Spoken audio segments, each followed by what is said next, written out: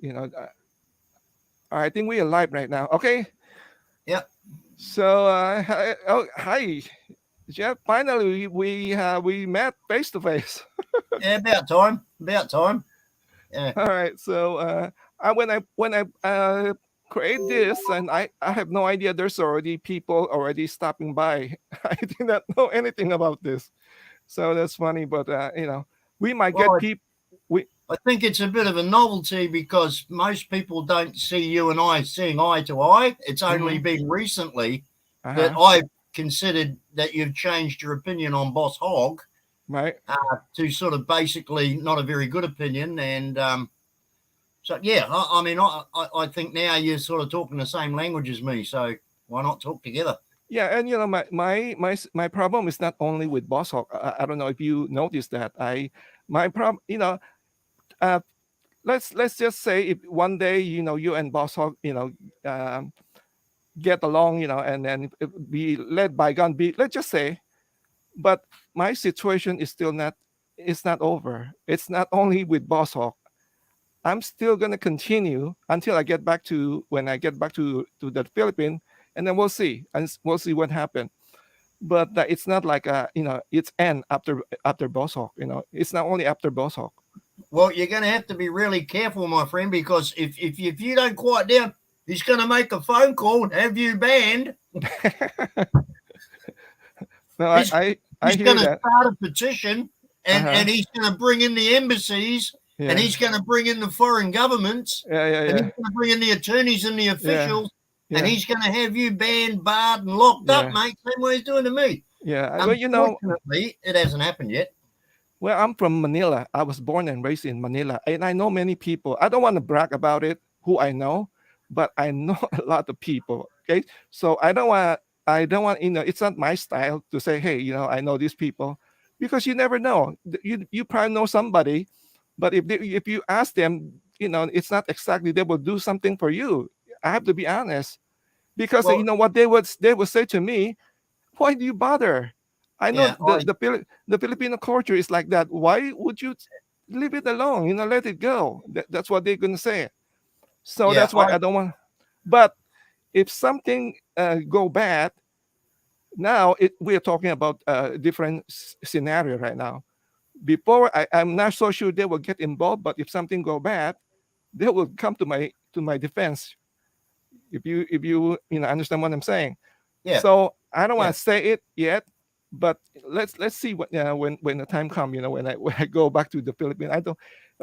For me, I would just go to the press and get it over, to the press, and because the authority, it's so hard to get the authority to do something. All right, I know the Yes. president, Duterte. He's an unconventional president. He's a very smart guy, but let's just say if you go to President Duterte, he's going to say, you know what, I'm having a hard time right now with all the problem, you know. And then if do you think I should let's say I should stop let's say Tintin, I should stop Tintin from doing what he's doing. We got so much problem right now in the Philippines. So he's that type of president. I'm not saying I love Duterte. He's a good president. A lot of people doesn't agree with him, but I kind of know him uh, because I watch him a lot. I used to watch the Senate hearing all the time. I don't know if you ever watched the Senate Philippine Senate hearing. That's how I got to know Dick Gordon and a few others. Yeah, I watch that all the time, so I know. I almost like know all the rules in the Philippines. So that's the thing. What I can say. In Philippine politics, it's who you know. It's who you know, and it's always like when you have money, it's easier. Yeah, well, one So thing I've never done is because, like you say, things are different in the Philippines, and yeah, there's people I know I've met a number of dignitaries in the Philippines through uh-huh. different reasons, but there's no way in the whole wide world I'm going to ring them up and say, "Can you help me with this?" Because I mean, you just don't do it. You You cannot just do that. don't do it, you know. You unless you know that the person like this, like your buddy. Yeah, But and you I just don't. I, you know, I you have. can you cannot do that. I was just explaining to you at the very beginning. Although I know I really know top people, but through a third party, I really know a top people. Okay, that close to the president. But again, like I was saying, there's no guarantee. If I say, hey, can you tell the president about these things? Yeah. There's no, the man had got lots of problem right now. I'd just So like to acknowledge some of the guys in chat. Scott Patterson, yeah, okay. Brad Parker, Muckendale Mike, Dan Sanders. Hey guys, thanks for tuning in. Hi guys. Yeah, we thought we'd do this just to go head to head against the Hogg and his big fest. Yeah. The fact that the guy turns around and says, "Look, I can't pre-plan my videos. I don't know." And Barry, how you going? I can't Hey Barry. pre-plan my videos. I don't know what I'm going to be up to, but he can make a video to say, "Oh, a reminder about the Sunday live stream." Now he wants to do a live stream every Sunday. At the same time, so he doesn't have to beg in every other video during the week. He wants to save it up for the Sunday morning, and every Sunday have people come in and send him money. Yeah. That's all it is. I mean, you know, when he not long ago, he started doing a live stream just about every day. Right. And people, and look, after 3 or 4 days, you've heard the same crap.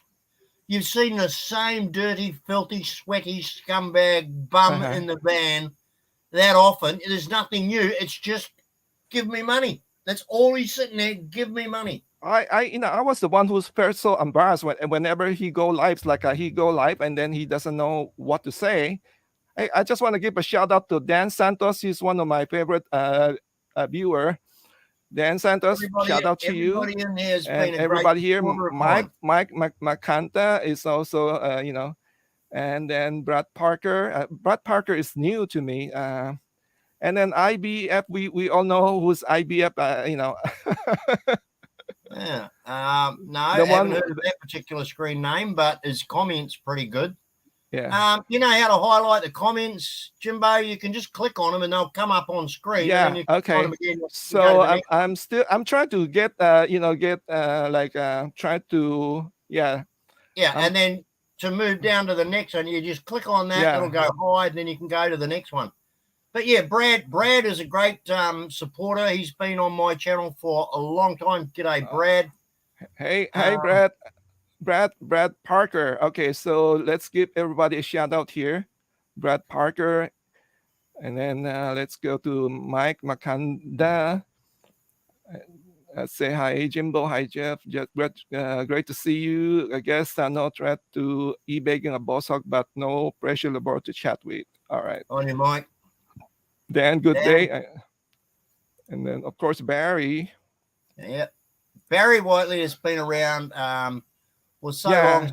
He goes all the way back to Andre's series of videos by whole scammers 3, 4, 5 years ago. So, I mean, Barry's been in this fight against BossHog as long as anybody. Longer than me.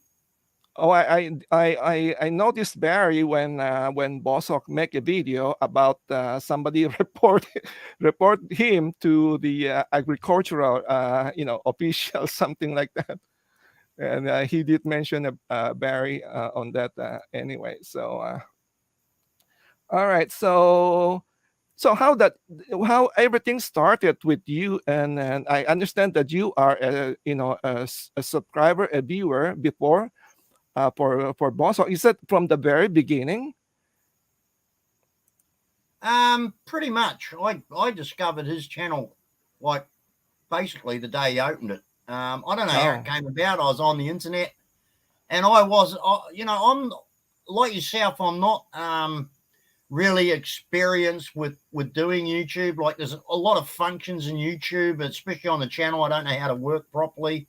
I can't edit. I'm hopeless, but I can log in and do bits and pieces, but not much. And I found his channel and I followed him. And in the early days, for Yeah. the first couple of years, I mean, I got hooked like everybody else did. I mean, I was all of his staunch supporters in one. I tuned in every day. It was like I don't know. It was like it was just a daily habit, you know. So So, anyway, but what was it that kind of attracted to you? Is it because of his farming, or what was it? What is it? well, looking back on it now, I can't honestly answer you, mate, because I can't really remember what the attraction to the whole thing was. I mean, Mm-hmm. you know, maybe it's because I got really concerned because the first videos I saw about him were he'd bumped into Tintin. He met Uh-huh. Tintin. And Tintin comes out to the farm while he's building the piggery or starting to make plans to build the piggery. And Tintin says to him, "Oh, you don't need any permits. Just go ahead and do it. We're out in the provinces here, so don't worry about it." Hey, Ken. And I thought, "Oh, you're kidding," because I already knew Tintin. I'd already sussed him out as a con man. So I got straight on to Brian and I said, "Brian, don't listen to this fool. It sounds like this guy's trying to con you. If you haven't got bloody permits and all the rest of it, pretty soon along will come some corrupt Filipino official, of which you'll find hundreds of at the local LGU. Mm-hmm. And as soon as you go into operation, they'll turn up on your bloody property and say, 'Oh, Mr. Smith, you haven't got a permit for this. You haven't got a permit for that. You're not allowed to do this. You're not allowed to do that. You're not registered here. And you're in business making money.' So I tell you what, Mr. Smith, for 100,000 pesos a month, I'll make your problem go away." Mm-hmm. And he would have been subjected then to the shit we know that would come from the local LGU. So I warned him about all this, blah, blah, blah, blah, blah. And eventually he actually did go down to Telebon Municipal. Now, my Sarah and I have a friend who works there. Mm-hmm. And it's actually the deputy director of the DENR Mm-hmm. at that LGU. So we put Brian in contact with that lady and said, "Look, you better go and see this lady and she'll sort it all out." Apparently he did. But I don't know that he actually got any of the permits or registrations, but he went and found out. And then he realized what Tintin was. Uh-huh. And then all of a sudden, he's working with Tintin to be a scammer. So it sort of started to get sort of weird. And I thought, oh, no, he's going the same way as that arsehole. He's the same type of guy. But I still thought that he was Tintin's victim. So I still kept watching his channel and helping him and, you know, giving him advice. But then I realized he doesn't listen to anybody. It doesn't matter what advice, what good thoughts, what information you give him, kick rocks. He's not going to listen to you. He doesn't care what input you've got. Is the only input he cares about is give him cash. You might get a 3-word reply. Mm-hmm. But he gives no input into anybody for any of their reasons, for any of their experience, for anything of the benefit of the time that they've spent there. How many times during so many different things we've seen of Boss Hogg, like the Azola, there were a million things about the Azola. People gave all sorts of different hints and agricultural comments and all this sort of stuff. He didn't follow not a one ever. He never listens to his audience. He goes on to his live streams and his videos and he tells everybody all about his problems, about how he can't get this done, how he can't get that done. There are a million bloody suggestions from his audience. Not once does he say, "Well, listen, so-and-so, such and such suggested I try this and I'm going to try it." Now, you take the difference between that and Will down in an Aussie farming in the Philippines. He listens to his subscribers. He's happy to take on board their suggestions and he's happy to implement them. And he's done several times. Same with me. I listen to I ask my subscribers all the time, "What do you think? How do you feel? Should I do this? Should I do that?" So anyway, this went on for a while. And then, of course, it came up, the notorious video of Tatai drilling holes in the back of the white van, shoving fencing wire down onto the terminals of the battery in the back of the white van, hooking them around a separate battery to charge it so you could take that out to the fish pond to hook up to a light. But they had to do that every day, and it was a massive mucking around. Yeah, a lot of trouble. And, you know, could have done all sorts of damage to the electric, the van and everything. So I said in a comment, I said in a comment, and everybody who knows the story, everybody who's been through this, and there are a million people. For example, I know darn well that Barry Whiteley will remember this. I know darn well that Will, WRPP, a lot of long-term serious subscribers will remember. I said to him, mate, that looks like absolute crap. That's utter rubbish. Why don't you just buy a generator? And then I said, oh, well, it was easy enough for me to say that. I tell you what, I'll send you the money. So I said, no worry. Now, within a week, I'd sent the money. We'd agreed in emails and behind the scenes that I would send him money to buy a generator. Now, in the meantime, I'd gone to Lazada. You can check Lazada from Australia. Right. www.lazada.com.au. Yeah. So I looked up and I found a 3,300 kilowatt generator for I think it was 23,000 pesos delivered. Now I didn't say to BossHog, you have to buy that. The agreement was that I send him money to buy a generator, so I knew what was available. Anything under 3,300K, forget it. I mean, all that's going to do is charge your mobile phone. It wouldn't run your fridge. It wouldn't do anything. So that pissant little thing that Robert Settle sent him, that 1,000 watt generator, that might charge your mobile phone if you're lucky, but that's all it's going to do. It might run one very small watted light bulb in a camping tent. But, I mean, it's no good for a farm. That sort of thing is what you take out with the kids at a barbecue on a Sunday to the local park if your wife wants to charge your phone. That's all it's good for. Right. So anyway, we all know the story. I sent the money. Now, the day he picked the money up, which wasn't for a week later, he made the excuse that the local LBC, now I sent an LBC. So he went to LBC and he made this excuse that they didn't have any electricity and he couldn't pick it up. Because I sent the money on a Friday and I emailed them on the Friday to give them that you've got to have a number to pick it up from the office. Without that number, you can't pick it up. Right. So I emailed him, I've sent you 27,650 pesos, whatever it was. And this is the number, and you can pick it up from any LBC store anywhere in the Philippines. Right. Now, as you know, LBC is everywhere in the Philippines. There's more LBC offices than there are pieces of dog shit on the street. They're everywhere. Right.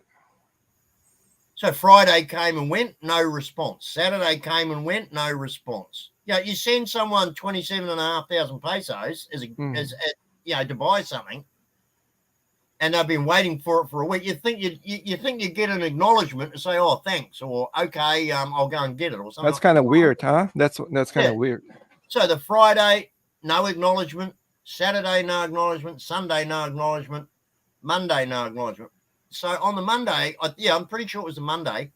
But did you check to see if he already cashed it?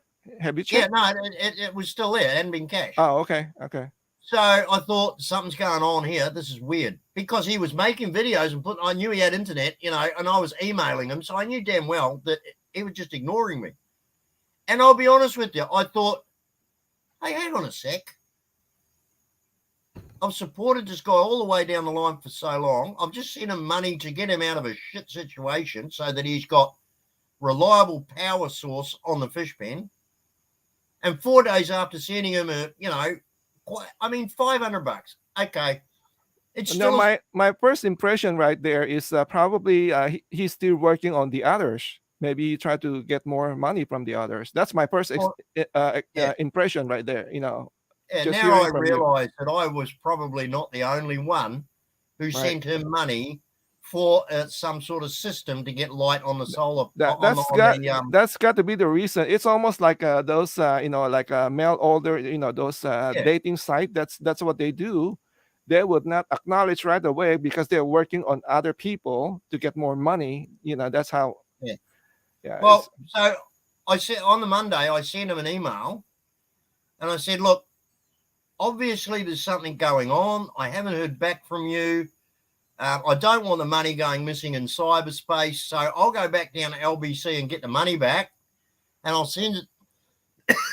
I'll send it to you another time when we can organise it properly. Because I've had no notification from you.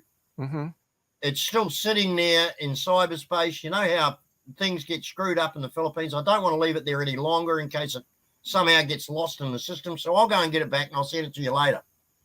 Within half an hour, I get an email back. Oh, Jeff, sorry. No. It's okay. He said, I've tried to go down and get the money 3 days in a row, but they keep telling me they've got no electricity. So I can't, they've got no internet and they can't do anything. So I go, within half an hour of me saying I'll get the money back, he's on the friggin' line. Saying, everything's okay. So I thought, okay. Ken Rock, how you going, mate? Hi, Susan. Yeah, Susan so, Lar. I got really pissed off. I'll be, look, anybody would. I would be upset too because you want right away. You want people to acknowledge, at least give you peace of mind that they receive it. I don't think it's too. I don't think it's too demanding or arrogant. No, it's not. To ask after nearly 4 days to get some sort of acknowledgement that you've given someone $500 US. Correct. I don't think that's too arrogant to ask for. Especially when you've told them 4 days earlier in an email that he received that the money's there and just nothing, not a fucking word. But you notice that he did the same to a $5,000 loan from James, the Texas Filipino. Texas Filipino. Oh, okay, yeah. And you notice now that Texas Filipino, I mean, I don't know. I'm only going off comments from other people that he's now dropped them like a ton of bricks. Well, so anyway, I get an email back the next day on the Tuesday saying, I've got the money. And I got a notification from LBC to say he'd picked it up. So he says, I've got the money, but I'm not buying a generator. I'm going to buy solar. Hi, Jessica. Yeah, hi, Jessica.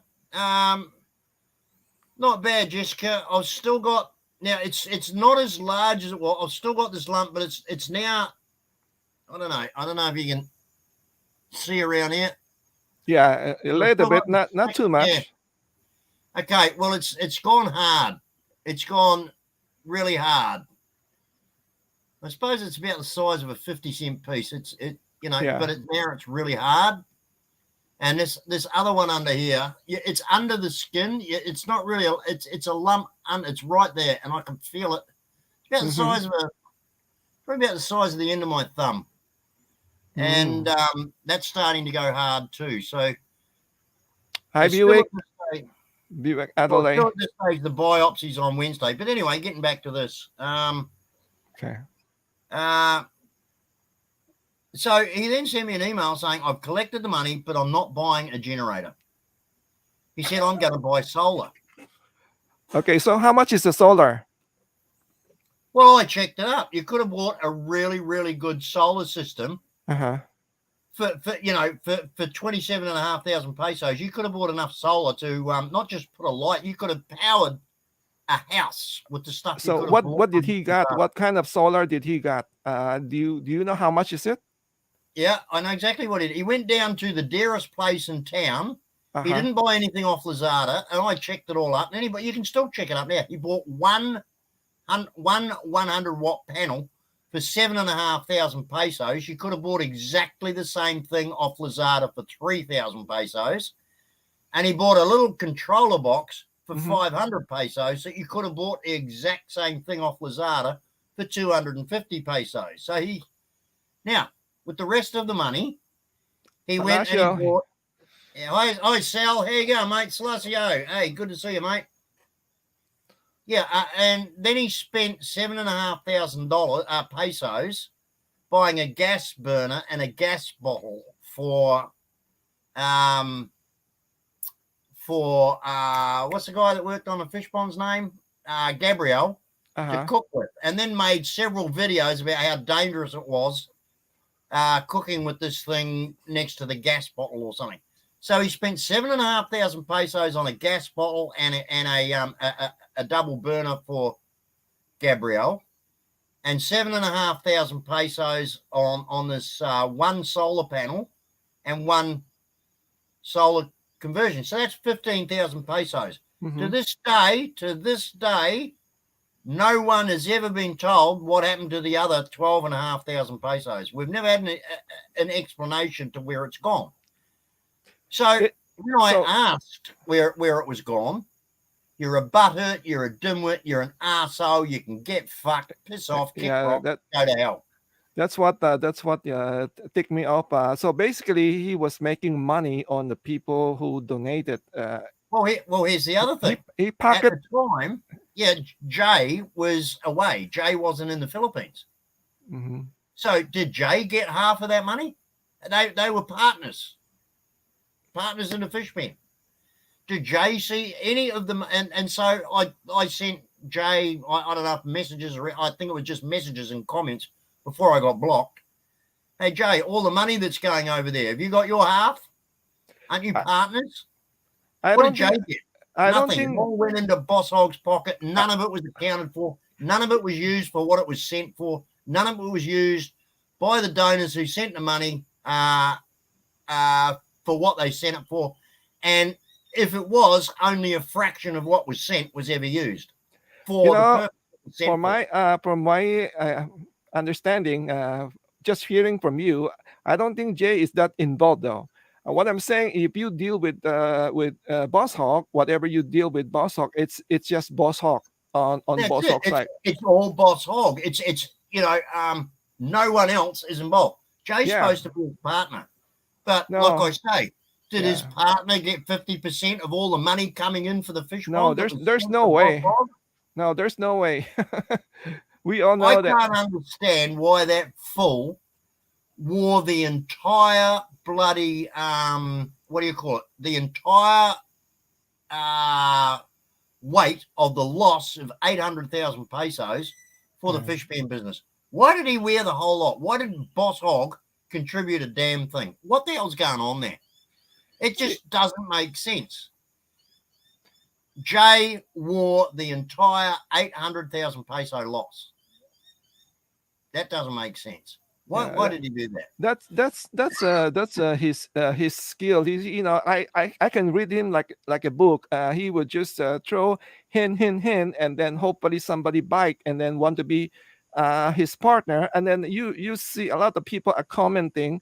They were commenting. They tell you, you're doing wrong thing and you should do this and do that. That's what he want. He want a sucker to suck in, and then you get involved. And this is your now. You own it. Have a look at the comment that Ken Rock has put up on the screen.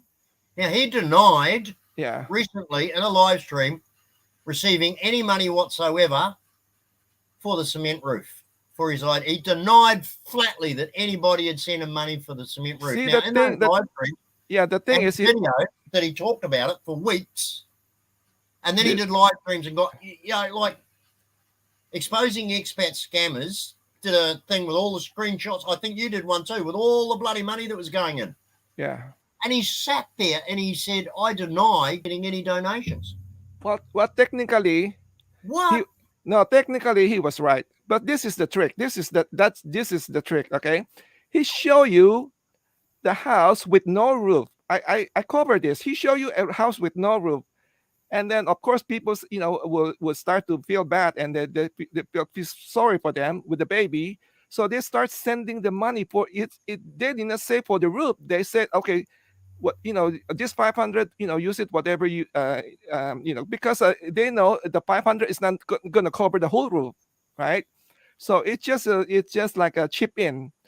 Well, But how then, long has it been the roof build? Now, honestly, it has gone beyond a beg fest. He has right, dragged it out so long now to get sympathy and right, pardon me, and to get money coming in. right. And there is no way in the whole wide world, even in the Philippines, even in the province, that it should take that long to get a roof on that house. Mm-hmm.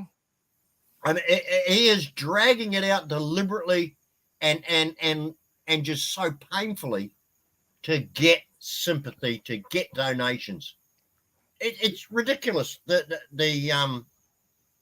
time Mm-hmm. for what he's done. Mm-hmm. Absolutely ridiculous. Hey, Rofak. Hello, hello there, David.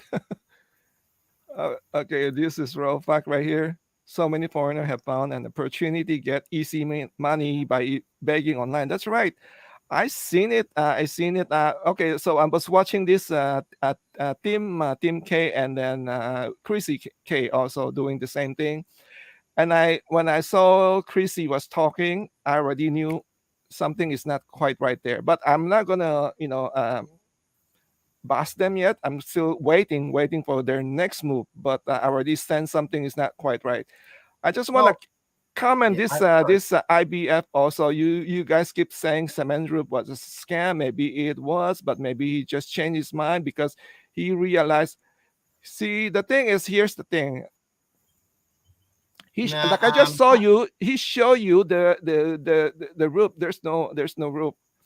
And then I think Texas James was saying that you should go with a stronger rope, use a cement rope, and then he was like almost like agreeing everything what he was saying, and then like try to give people like it's going to cost a lot of money, and then after that, after all the donation, he was doing the same thing like he did to you, Jeff, with the generator. He's trying to yeah, kick back. turns around and buys something cheaper that Yes, he didn't, he's was going to do never a mentioned cheaper in the way. first place. And besides, this is also the thing. Does he care if the roof doesn't last? No, it's another way to get more money. So there's nothing to lose there. So Yeah. it was Listen, people. I want to ask your opinion about this statement that Raw Facts has made. If you can just go back to that one. Mm-hmm. I agree with this statement wholeheartedly, and that's why I get angry. Now, a lot of people have accused me of e-begging. A lot of people have accused me of being a scammer. Mm-hmm. What are your opinions on that? Because I don't believe that I've e-begged anybody for anything, and I don't believe that I've scammed anybody for anything. So I think this is a good opportunity for you to maybe, you've watched me for so long, you've seen what I've done. Mm-hmm. Do you think that by me monetizing the channel for the Philippines charity was wrong, or do No, you think that what I've done has helped? And do you you believe that I'm doing the right thing? Because I want to know. because when you are monetized, then you get more chances for YouTube to advertise your channel. If you're not monetized, there's more, they're not making money on your channel, so they're less. So monetize is not only for you to make money, it's also good to for your video to get more view. And then I have to also address this, but because people were questioning why I have so many subscribers and I got so little view. I want to address this right now. What happened is that when I started as a food blogger. I started food blogger, and then travel, all those kind of things, and then we have this election, as everybody know what happened with the election, and then something went wrong, and and then I saw a lot of people are taking advantage of the situation. As you know, I met Trump 4 times in person, Really? Shit. right? So I know him. I mean I don't know him, but you know being at work, my ex boss know him. He's been to our house. So on the day he came home, after the inauguration, when the other president was inaugurated, he came home. I videotaped Mr. Trump. So I saw him passing by, And then one of those, those like conspiracy theory was saying that is not Trump, that's a fake one. And I got Oh, okay. so mad. I got so mad. I start to, and then I could not hold it anymore. I start to, attack them. Like I make a video about, attacking them. That's how I started. And then also at the same time, when Trump went to India, I also make a video. I upload a video of the Trump went to India, and that video got 4 million views from a lot of from India, from people from India. That's why I got a lot of subscribers. My subscribers are mostly from India, but they still have not left me. I don't know why. So that's and besides, if you don't stick to one like if you don't stick to one topic, that's what you're gonna have. That's what's gonna happen if you don't stick to one topic. If you're a food blogger, stay with the food. If you're a travel blogger, stay with travel. But if you kind of mix right now, I'm kind of mix whatever I want to blog because it's just a passion. That's what happened. You don't get a lot of you because the Indian will not be watching this boss hog video. So Well, while you were chatting, I just went in and watched his live stream, and I just watched the comments. mm-hmm. And there's a whole lot of people attacking some guy called Marcus, calling him my troll. Now, I've never heard of this screen name. I don't know anybody called Marcus. And they're attacking him as a troll, being one of GD Mead's minions. Mm-hmm. I mean, everybody that goes in there is and it's the same people doing it. Robert Settles, and they're all saying, oh, I've been watching his channel for 3 years and I've never heard him ask for anything. No, you won't. Because it's subtle begging. It is, like, look, if I hold up a packet of cigarettes and say to you guys, oh, guys, look, in Australia, smoking is really expensive. This one packet of cigarettes cost me $30. Oh, gee, guys, look, the packet's empty. That's an empty packet of cigarettes because they cost $30. What's the inference, Jimbo? The inference is I'm out of smokes because I can't afford any more. Please send me money for cigarettes. That's how he does it. He doesn't come out and say, hey, ladies and gentlemen, I'm out of cigarettes because they cost $30 a packet. Can you send me some money to buy cigarettes? No, he doesn't do it that way. He holds, like, for example, I'm just using this for an example. He hasn't done this, but this is what I'm saying. This is how his e-begging works. Mm-hmm. Oh, gee, look, ladies and gentlemen, the roof's been blown off. Well, we really need a roof. But the roof is really expensive. I haven't got the money to pay for the roof. Oh, Charlie, I'm really sorry you have to sleep under a tarpaulin, Charlie. The inference being, please send money for the roof so Charlie doesn't have to sleep under a tarpaulin. Yeah. So, it's a shame. When Robert Sickles makes a comment like that in a live stream, I've never heard of him asking for anything. How dumb can some of these American hillbillies be? How dumb really are they? You should ignore it. It's just a hot air. Those are people are just trying to make trouble, try to compare you to BossHog. Just look at what happened lately. I was making fun of their e-baking, and I make a video like that my aircon that I was thanking my viewer for for their support, and then Marcel and Gina took the bite and they called me an e-beggar. It was a joke. I never give anybody my email.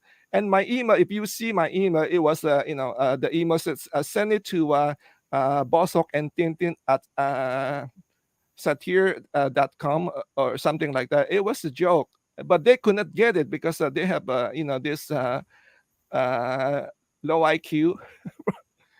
Anyway, so Andy, this is what happens. A result of his bullshit is this kind of thing on the screen. Now, Susan, thanks for that. Right. Now, Andy Cordova is an absolute gutless, disgusting piece of humanity. He's a cyber troll.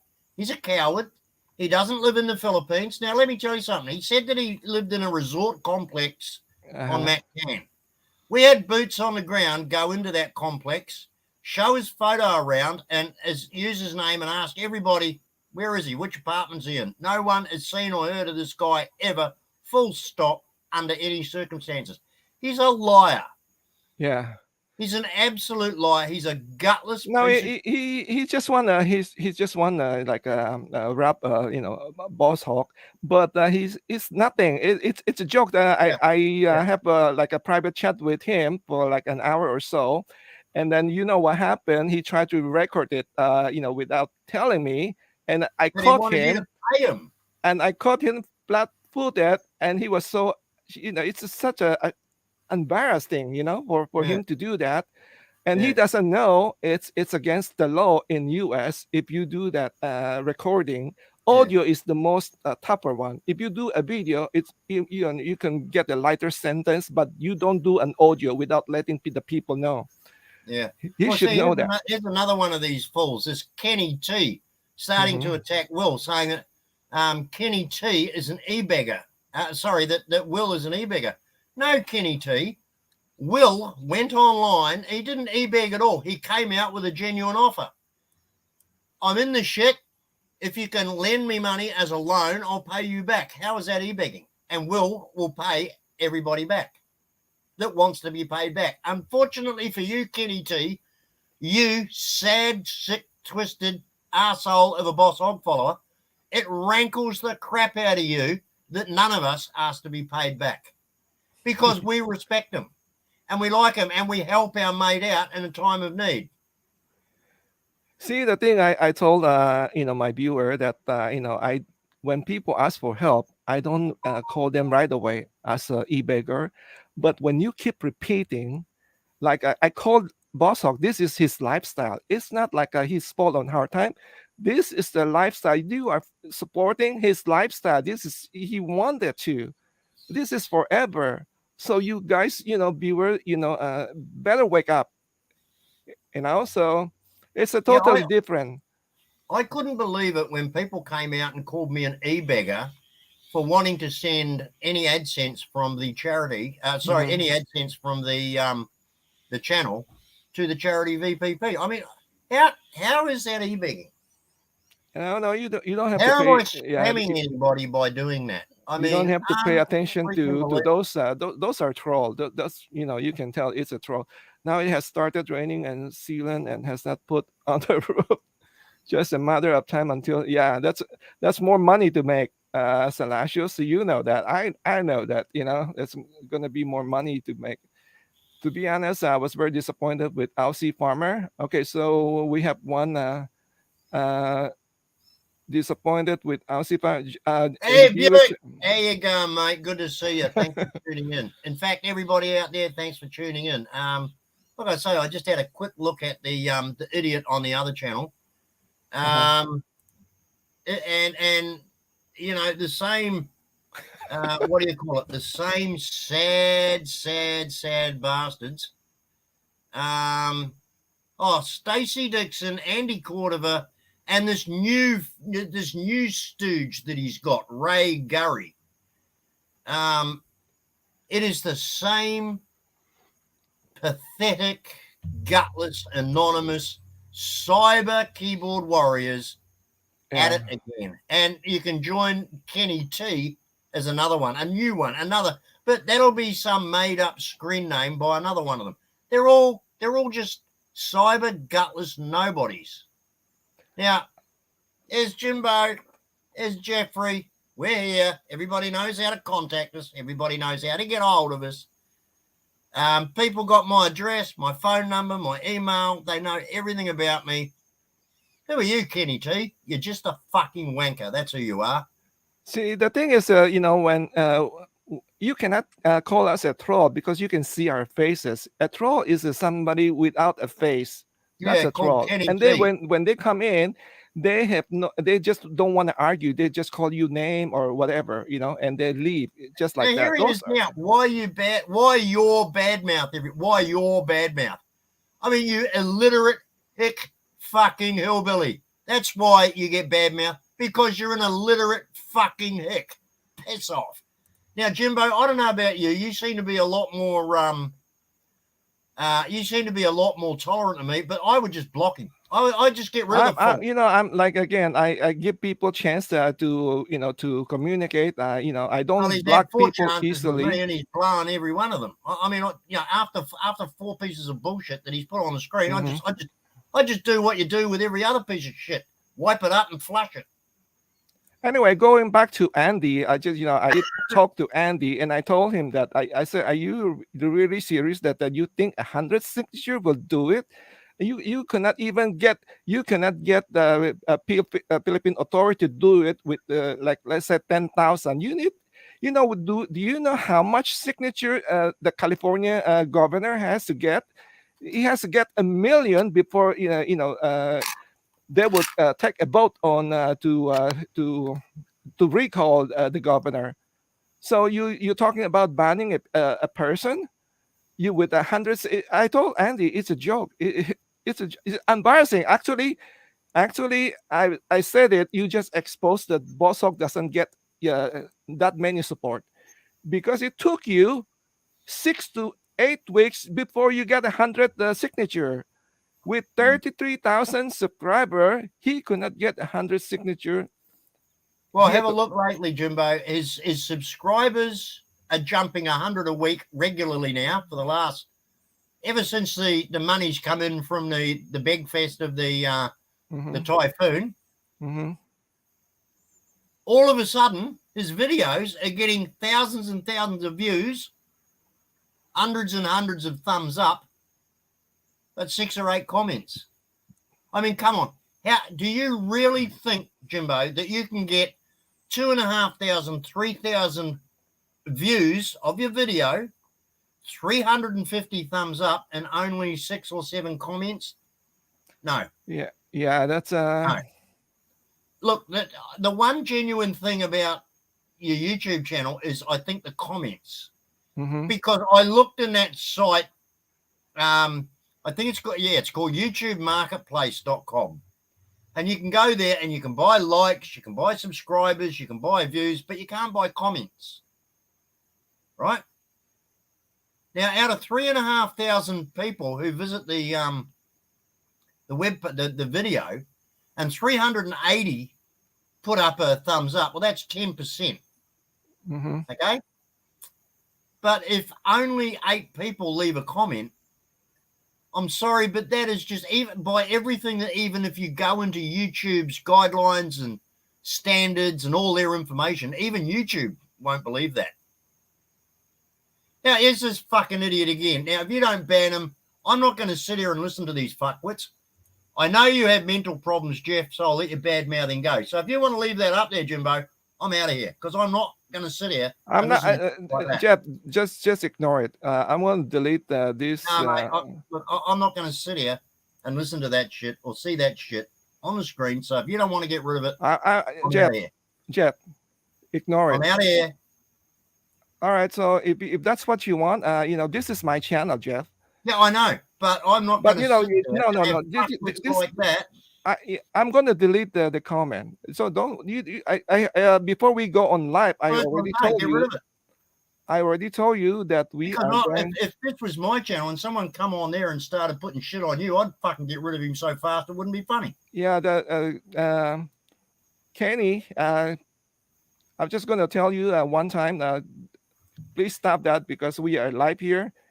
So don't do that, because I don't want to block you, but I will be forced, because Jeff is my guest, and I don't want the people to be bashing my guests. All right, so I wouldn't accept that on my channel. If someone came in and started putting shit on you on my channel, I'd get rid of them straight away. That's true. I don't like that too. But again, like I said, I try to give people chances, and then let's see if he listen. If not, then I would be forced to do something. You see, now where did this fool get that from? Now, when BossHog makes videos saying that Jeff Mead has mental problems, when did BossHog become a registered psychologist? Mm-hmm. Or where does he have the legal right, the moral right, or anything else to put up shit like that? And wankers like this inbred hillbilly this cyber anonymous Kenny T starts running with it and carrying on about it and going on. And this is a problem when you are an illiterate hick from Oklahoma or Kentucky called Kenny T, and you believe another ignorant hick called Brian Smith from Chico, California. It seems that inbred moron hillbillies are all the same. Jeff, don't pay attention to those trolls. You know, just let's go back to so BossHog. Okay, well, going back to you said the whole thing started. So he sent me this email, saying I'm not going to buy the generator. I'm going to buy solar, but he only ever spent half the money. And then I sent him another email saying, "What the hell's going on?" Blah blah blah blah blah. The next thing, I'm blocked. I'm a dimwit. I'm dictating his life. I'm kick rocks and all the rest of it. And he thought that would be the end of it. Didn't he get the shock of his life when I resented that, and I started a YouTube channel on behalf of not only myself, but everybody else that he's been putting shit on and using and abusing, to say, well, hang on, as a supporter, don't you owe an explanation? Oh, you're trying to rule my life. Who do you think you are? You know, and then his supporters get on and started ripping the shit out of me for wanting to know why he's broken the agreement he's broken with me that we both made. There was even a guy in America who was a lawyer came back and said, well, Jeff's right. There was an agreement. And Brian, under the rules and regulations of the agreement that was made in writing to use the money for one purpose, he's broken the agreement. And legally, under US law, he's the one that's broken the agreement. I mean, that's how far, it just got ridiculous, you know? Yeah. I was just doing some research on Rick about the pig, you know, that he did a paper I owe you, and then you know, I don't know, and then he make the. I was very angry when BossHog did the video, when he did the video, and then he was saying that you know what, Rick, tell you what, I'm not paying you. I mean, he also deleted the evidence. Now, he made 2 videos. One was the first day that he went to Rick and did the deal. And the second was the next day when the gilts were taken back to the Bohovel. He's deleted those 2 videos because it clearly shows the deal. It clearly shows that he was involved with Rick. It clearly shows everything that was done, him going to Rick, making the deal, taking the pigs, and then taking them to the Bohovel. Why has he deleted that? Because it's the truth. And it was evidence of his crime. So he's deleted it. So many times what's happened is, we're going right back to the days of when Gary Allen and I were together and all the rest of it. We've referred to so many videos that he has now deleted so that nobody can go back and see his lies. And there's been at least just off the top of my head, at least 20 videos that he has deliberately deleted and gone back. But what he's done also, he's now got smart. Instead of deleting the video, do you know what he's doing? He's completely, utterly, and totally changing the text of all the replies. Like the one, he finally deleted the replies on the white van video. What was his number one guy? Oh, I can't remember his name now. The only guy that he's ever had as a supporter who's got half a brain. What was his name? His main supporter. Can't remember his name. His main supporter. This is going back ages ago. I don't know then. Anyway, so he's the one that dropped BossHog, because BossHog, when I came up and told everybody how this all started, he went into that white van video and he wiped out all the comments. But he left one from his main guy. And because he saw that the main guy's name. I can't remember what's the name. What's his name, everybody? Is it Robert Settle? No, not Robert Settles. Way before that. Anyway, so hey, Marvin Clayton. He left a comment up there when this guy admitted that he knew that the money was always sent for the generator when BossHog had denied it. So I referred everybody to that. and it showed Boss Hogg to be the liar he was. Because he said, no, I always sent the money for solar. Solar wasn't mentioned until after he picked up, no, not Tilapia Dave, not Robert Settles, IVF. He didn't mention solar until after he'd picked the money up, had it in his hand. Our agreement was always for a generator. And like I say, ladies and gentlemen, to this date, get him to say even now where the money went. 7,500 on a cooker and a gas bottle for Gabrielle. 7,500 on one panel and one controller. That's 15,000. Where did the other 12,500 pesos go, ladies and gentlemen? To this day, we don't know. No, and that's what I'm saying. You send money to this fool, less than half of it will go on what it was sent for, and then the half that is spent will be spent on something else.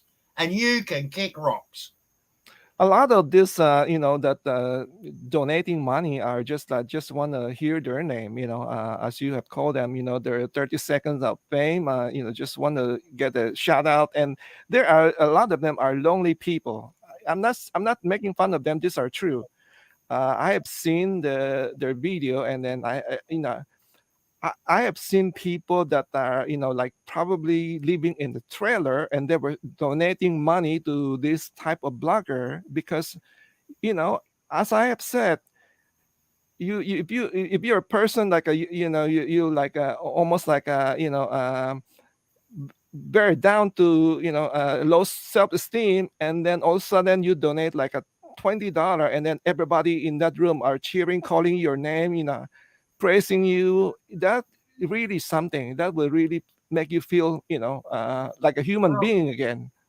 Yeah. So that's why they are falling for this type of blogger. But then you've got the genuine person who really was out there trying to help, and I'll put myself in that category. I mean, I'll help anybody. I'll give my shirt off my back.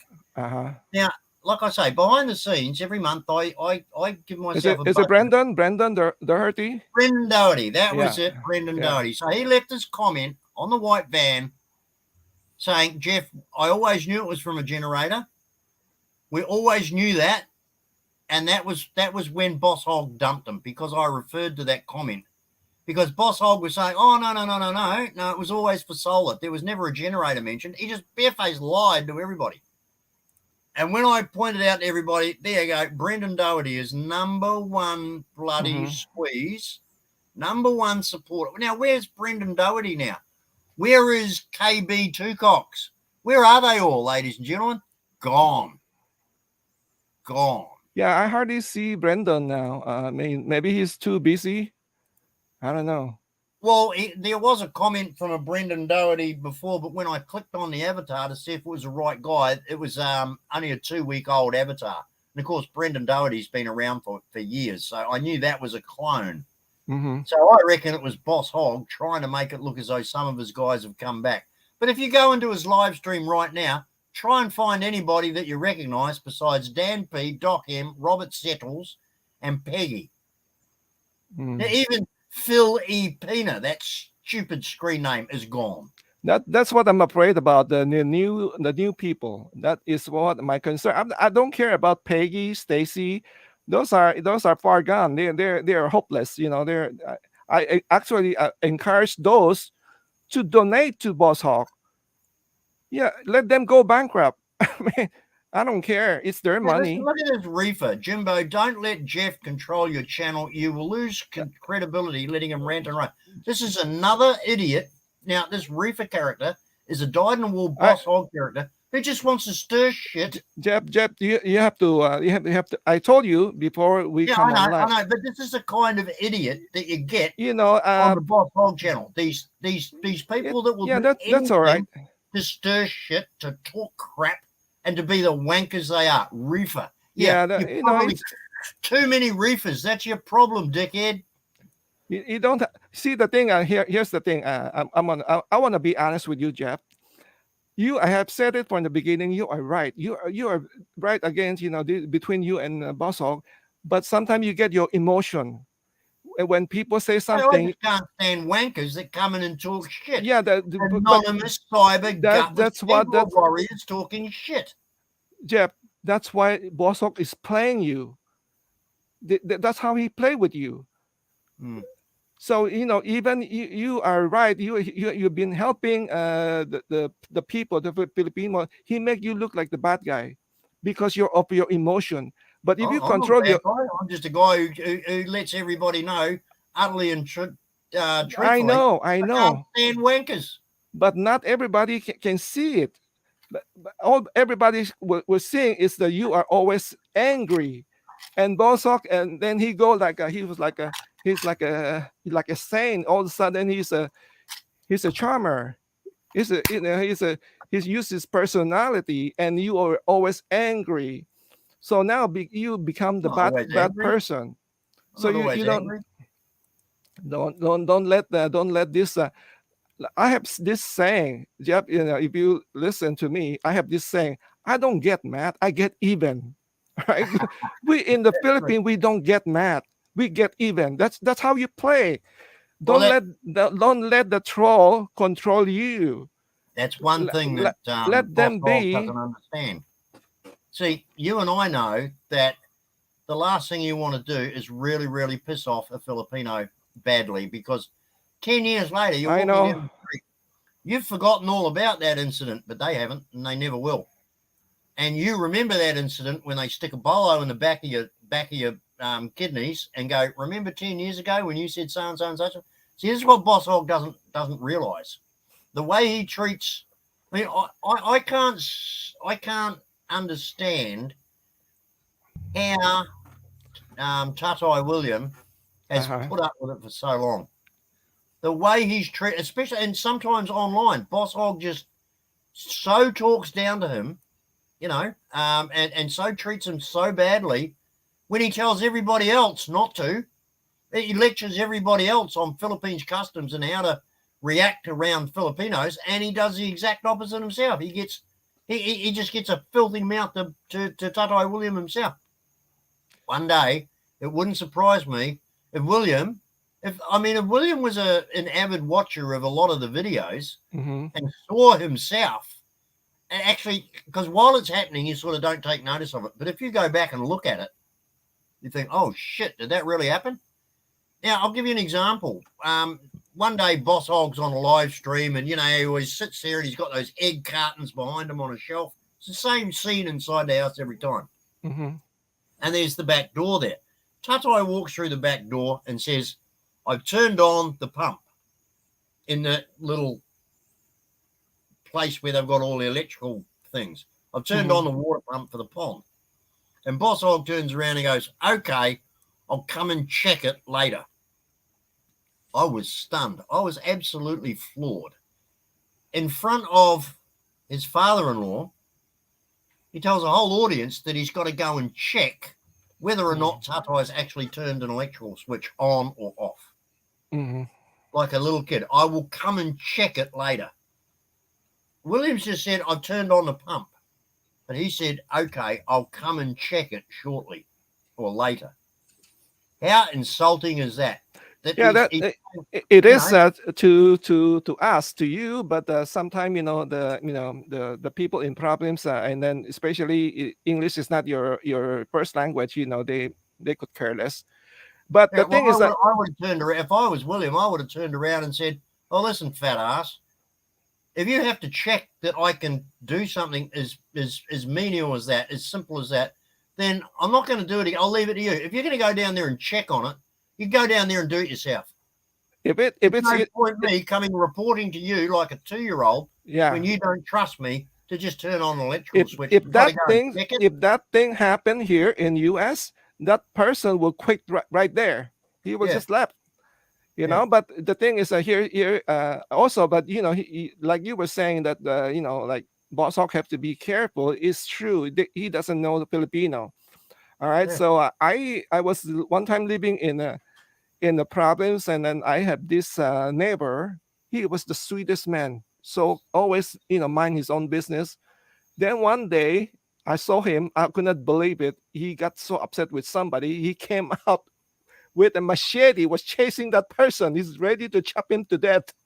This person is like he will not hurt a fly, but I don't know what set him up. He was just like ready chop that whoever Yeah. Well, upset. you know, I mean, we're doing this because we saw this thing. We thought we'd go head to head against Brian's live streaming begging fest this morning. Now, when he put up his thing last night to say, "Oh, I'm going to be doing a live stream at 7 a.m." If you listen to the whole 2 minutes 27 seconds of that video, he said, "Oh, I've been chatting with my brother in California." I hate liars. I hate people who barefaced lie to us and treat us like fools. It's not so much the lie as the fact that he is treating everyone who watches his videos like a complete moron. Because has he not told us that his internet, on the best day, under the best circumstances, he cannot do a video chat? It is impossible for him to do a video chat. Yet yesterday, in this broken down, unroofed, busted, everything's been torn to shreds hovel after the storm, with no money. Now, hasn't he been telling us for weeks he has to get in the van at night and drive Charlie out instead of put Charlie down to bed? Has to put them in the van and drive all over Telebon to get a signal.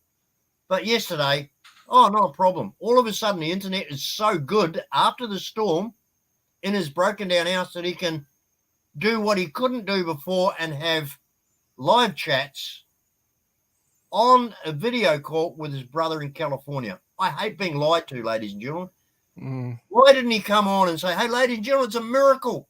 Absolutely fantastic. I can't believe it. I can now make video calls. I've just been talking with my brother in California. It's the first time it's ever happened. It's unbelievable."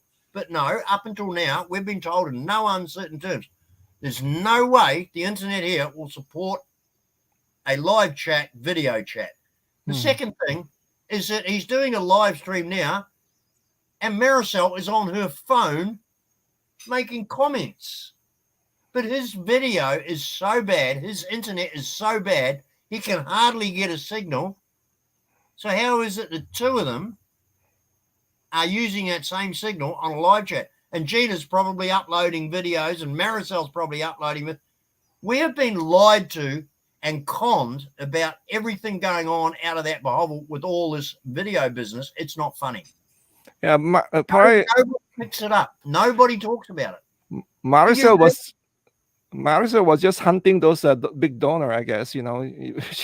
She was on the background checking on the big donors. Yeah, this is what I'm saying, Jimbo. He's telling everybody that his video signal is so bad, right?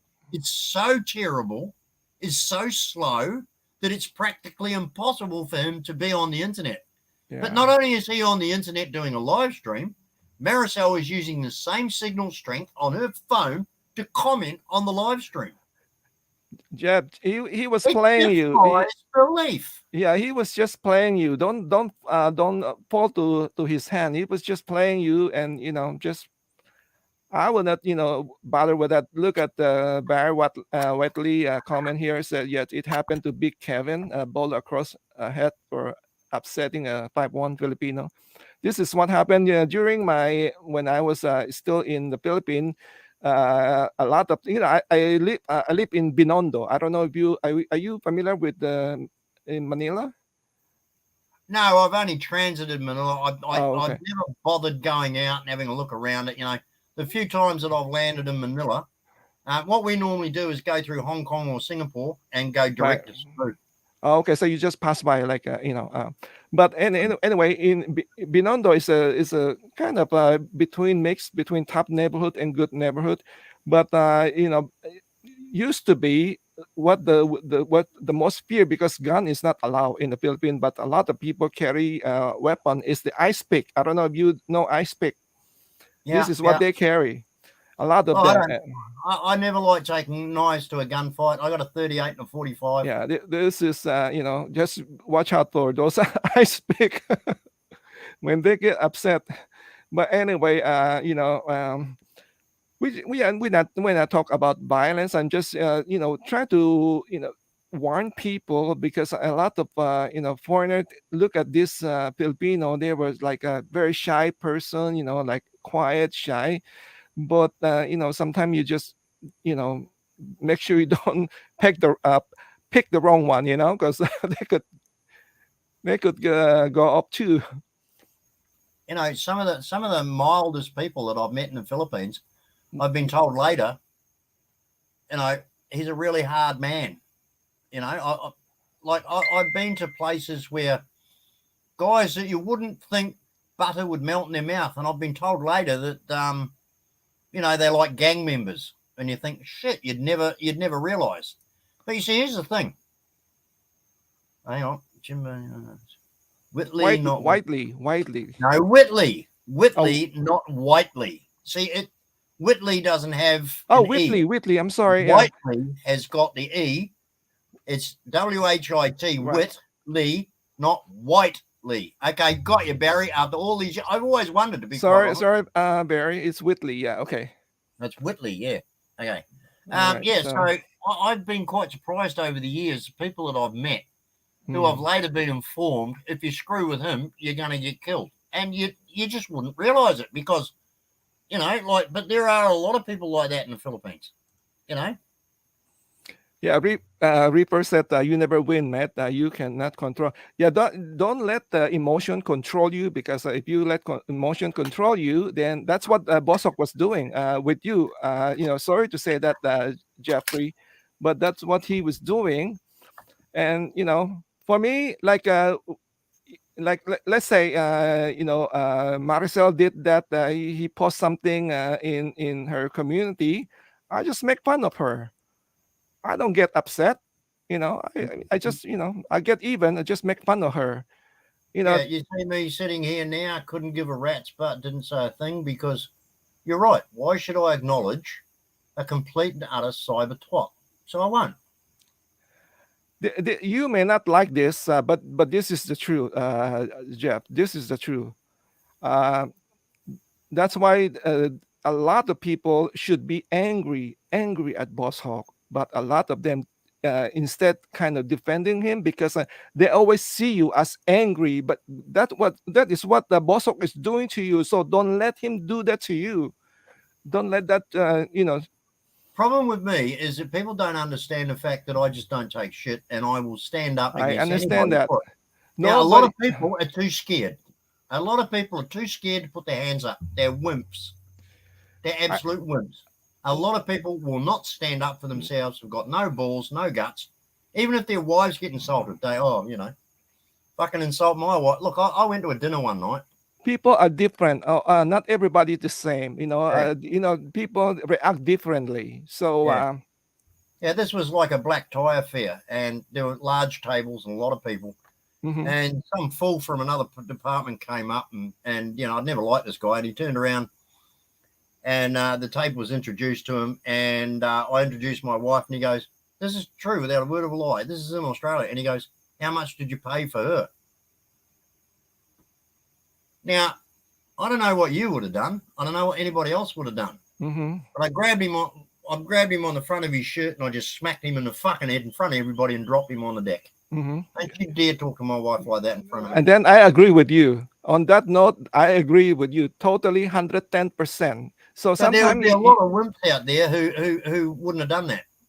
yeah, I totally agree with you. You know, it depends. And sometimes you just have to keep your cool, but there are times that you just have to take action. You know, you know, it depends on the situation. But for me, I try to, you know, like when I tried to say when I said I want to kind of mediate between you, and I know that you were like surprised. Who's this guy? You know, this guy doesn't even talk like an American. He's trying to mediate, but I did a lot of mediate with. You know, as a in my professional, I was a butler. I was kind of like in charge of the household with a big staff, and I'm the one who was like had to mediate between, you know, the quarreling, because they were fighting all the time.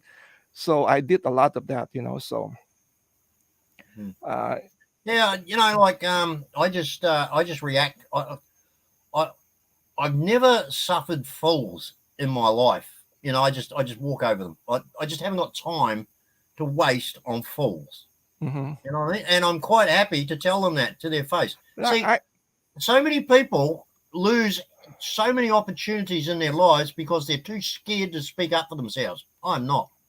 I Yeah. don't give a shit. Most of the Filipino are like that. But sometimes, yeah. you just cannot. You just have to speak. I was silent for a long time. I did not want to come out. I don't want to, do these things. But sometimes you just have to take action. You just cannot be silenced anymore.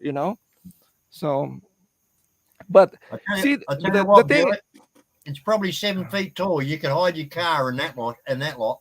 I understand you, Jeff, because you're honest. You just show your, this is you. This is the real you.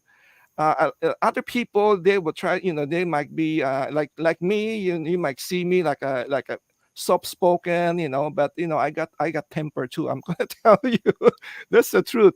But Well, I mean, look they, at me. Do I look like the kind of guy who's going to take shit from anybody? right, but you are straightforward, you are honest. So I deal with a lot of people, so I understand people. I kind of study people though, so I I mean, it and wouldn't then worry me if somebody called me a bogan. It wouldn't worry me at all because, in a way, I'm probably one of the biggest bogans around. yeah. Because I just don't take shit from anybody, react to everything that comes my way, and deal with it. But And you know wankers what? who want to have a go at me, they won't do it to my face. They'll do it behind gutless screen names. They throw a link up there and tell this fool to come on. You won't see him. Yeah. Come on, throw a link up there. Let's see this bloody idiot. Let's see this Kenny T. Let's see this rib. No, gutless cyber cunts.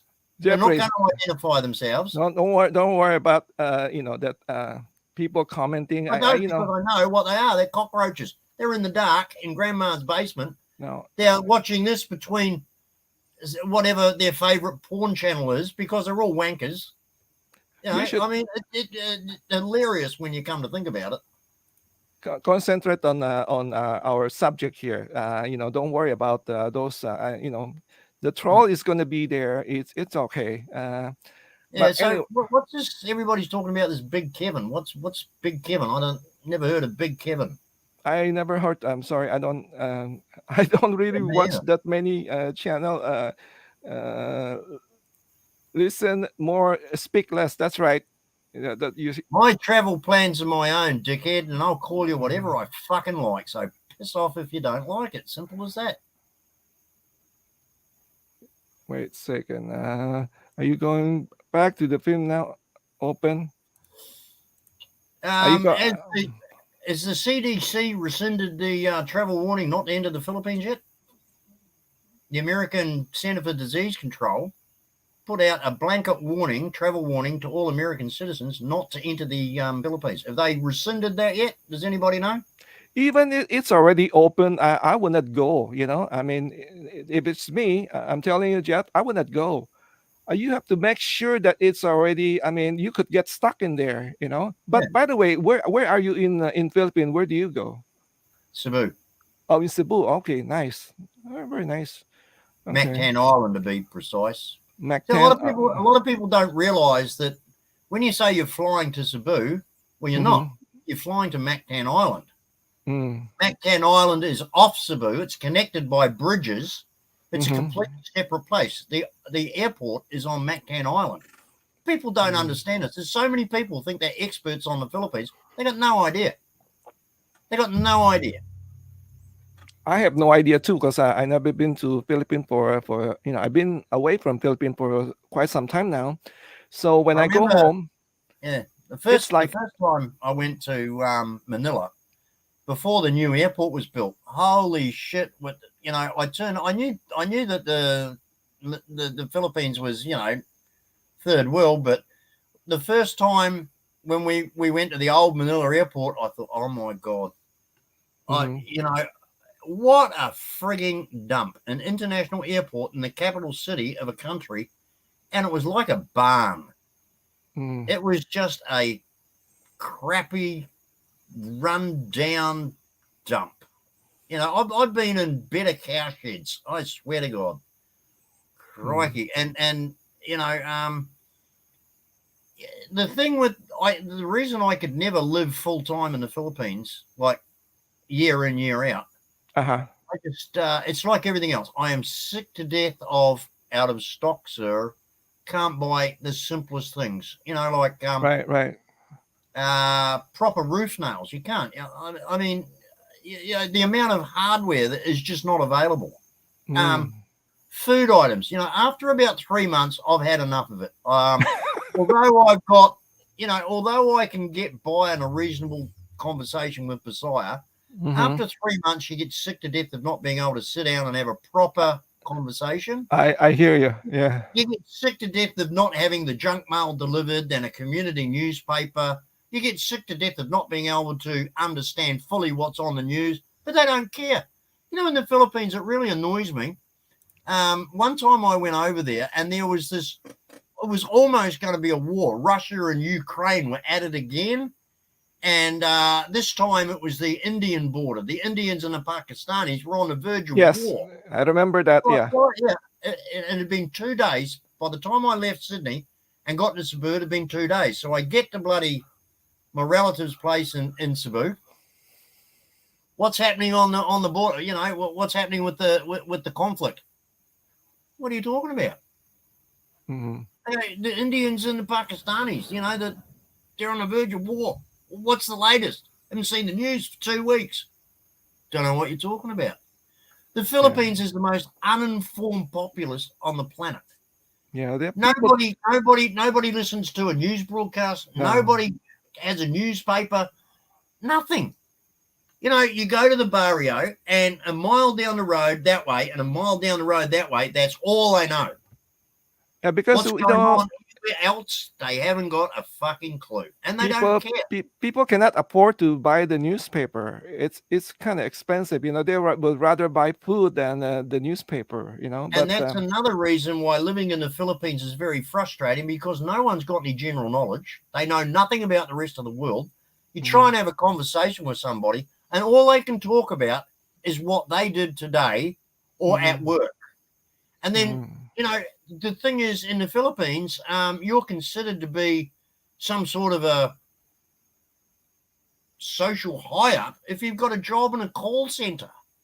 This is supposed to be socially, I'm better than everybody else because I work in a call center.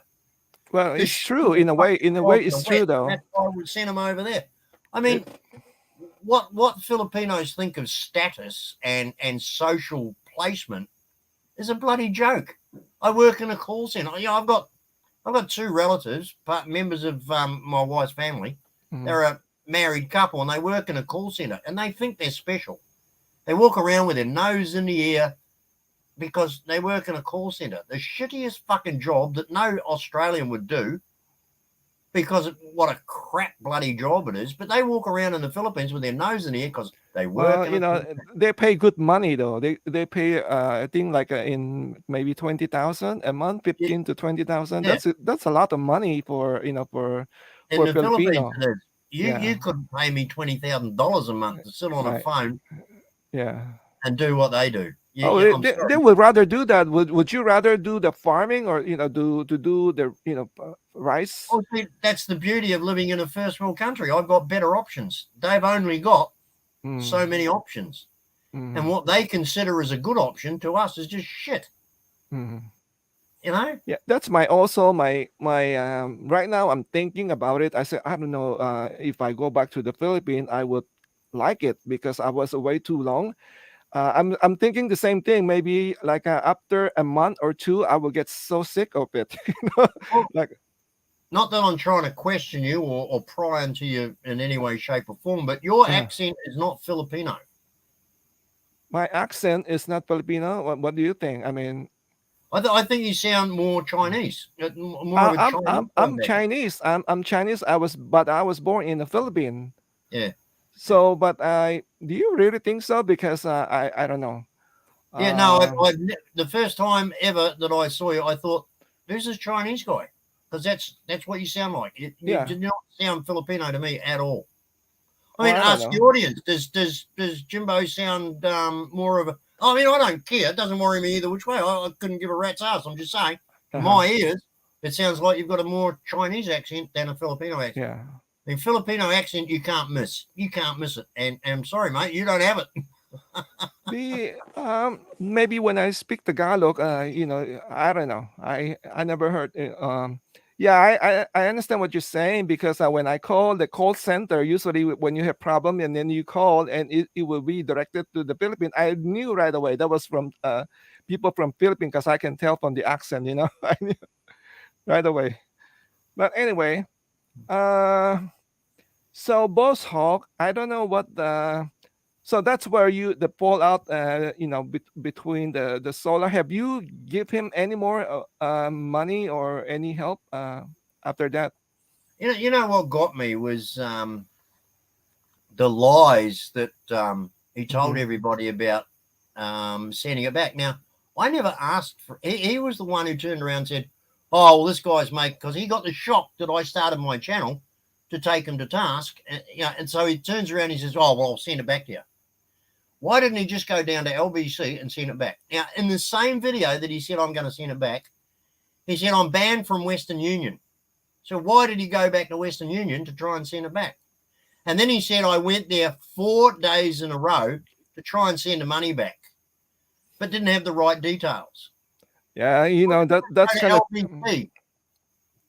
He that was wasn't banned from LBC, and they had all the right details. He yeah. never had any intention of sending that money No, back. no intention at all. Of So then course. I said to him, "Well, look, as far as I'm concerned, you made the offer. If you're genuine, I don't want the money back."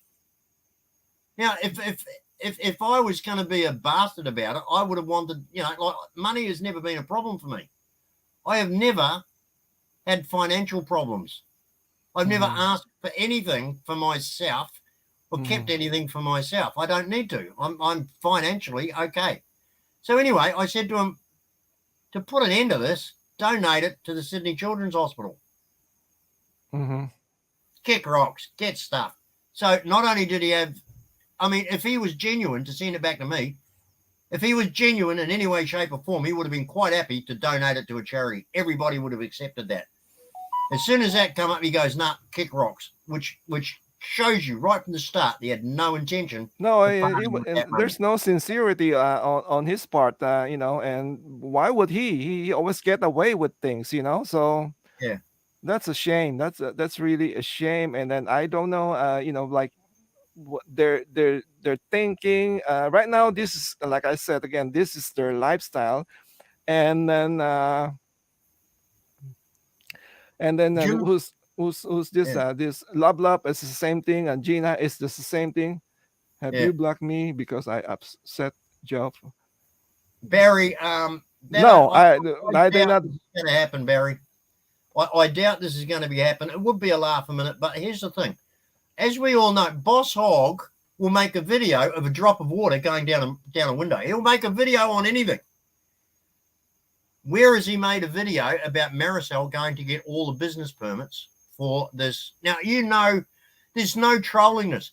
There's no he's going to open a burger joint. We all know that he hasn't got a hope in hell of opening a food service joint without a health certificate, without a fire certificate, without a business registration. We know that has to be done. Even the roadside barbecue stands have got all that and paid for and everything else.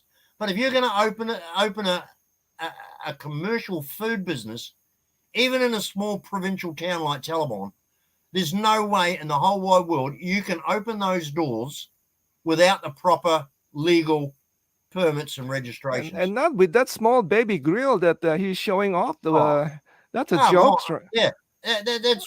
I mean, if you're going to have a barbecue on Sunday, fine. right? Do you? I mean, that is not a commercial No, no. You piece know of what? I equipment I for a got the restaurant. I got the poor burner, and it's only two of us, and he got Yeah, this. It's and he ridiculous. didn't even have the plate. It was just a. Yeah, I mean, come on. I mean it's a that joke. thing, and he admitted it was. He admitted. You're not Black Reaper. You're not Black Snake. You said Uh, yeah, just a cheap Chinese piece of shit. I mean, yeah. junk.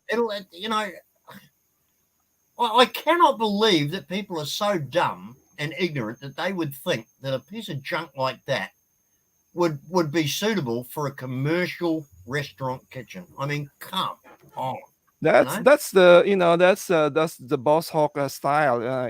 He show you a baby grill, and then he knows someone somewhere will send him a commercial one.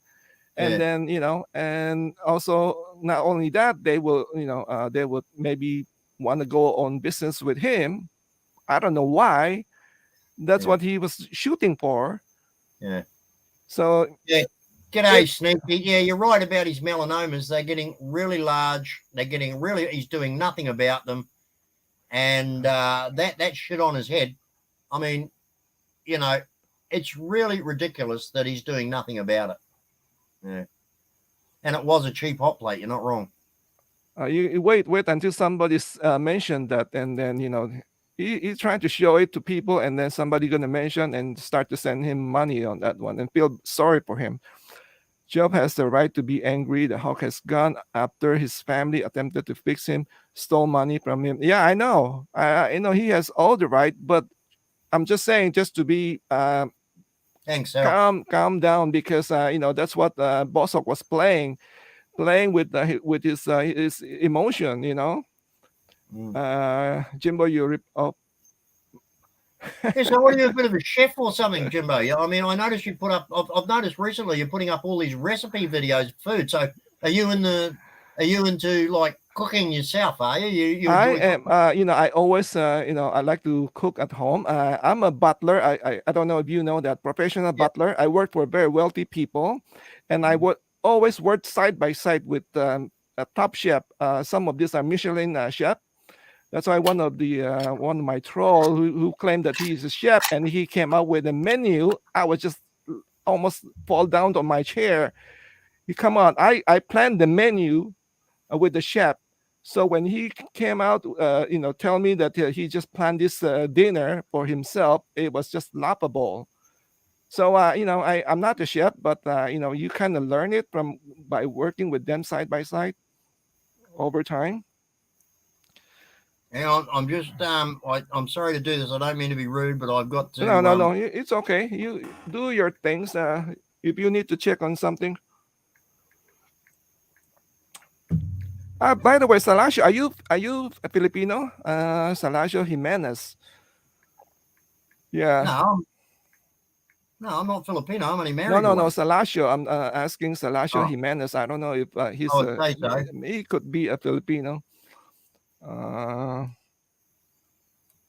Anyway, so what else did? Yeah, right now they in a desperate mode right now. I mean, I watched that 40 minutes video of BossHog. Like he just doesn't know what to do. I mean, he was showing the roof, the making of the roof, and then he go to the pond, and then he go to the chopping the coconut tree. So he seems lost right now, and then I think he start to catch up on him. So Upcoming is another of Boss Hogg's number one ass wipes. Talking this guy that's coming up is another one of Boss Hogg's complete and utter. He's so far up his ass, you don't know where Boss Hogg's ass begins and this guy's head ends. This guy Richard. Yeah, he's a complete and utter total Boss Hogg. Yeah, this guy Richard.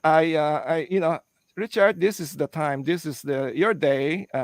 Congratulations, you're blocked. So this guy, I already. He even threatened me. I kind of let it go, and I try not to get this bothered. Is the thing with his followers, Jimbo. Yeah, they're nasty. They're just nasty. There's nothing. They don't want an explanation. They don't want to hear the truth, and they just go straight to their vile filth. Mm-hmm. And even though it is vile filth, and they know it's vile filth, Ken, the type of people they are. So I just got no time for them. Mm. So yeah, I mean, that's a nice photo, mate. That's new. That's new to me. I don't know. Ken, welcome. Thank you for stopping by. Is that your regular, Ken Unger? Is that your regular viewer? I wouldn't say regular, but I've seen Ken on the channel quite a few times. I wouldn't say regular, but I have seen him around. Sneaky yellow devil. He does a great job holding the camera. Yeah, I mean, like someone the other day, I saw a comment. I'm not sure where it was. Said that Boss Hogg's camera is surgically attached to his hand, and I And mean, then I was just scrolling down to his old video, and he was showing us harvesting these milkfish with him with a camera, and I was like, "I- Is that what you call harvesting? You holding a camera?" yeah, yeah. So what a big joke. No wonder everything is failing. I don't know if you have noticed though. I have said it from the beginning that the BossHog is not a farmer. He's a Oh, blogger. I've yeah, said it from the beginning. I said yeah, he is a blogger. He's not a farmer. yeah. So his introduction was very misleading, and some will say it's scamming because he portrayed himself as an expert, as a farmer, and he got all the knowledge of doing the licensing in the Philippines, which And is it never all showed us any of it. which is Never showed all us any hot of it. air. Yeah, but you see, he even admits he had what was it, 38 30, jobs over the time, 38 jobs. yeah, Um, and if you add up the timeline of when he told us, we did a video on it. Gary Allen, Doc Lowe, uh-huh. we did a video on this ages ago about how I think it was an email sent him by my researcher, and we broke down his work experience. And he's got less than 6 months working on a farm. Less Oh, than 6 months working on a farm. And I've the same way you said he's not a farmer. I've said the same thing. He's a filmer, not a farmer. He's a shirker, not a worker.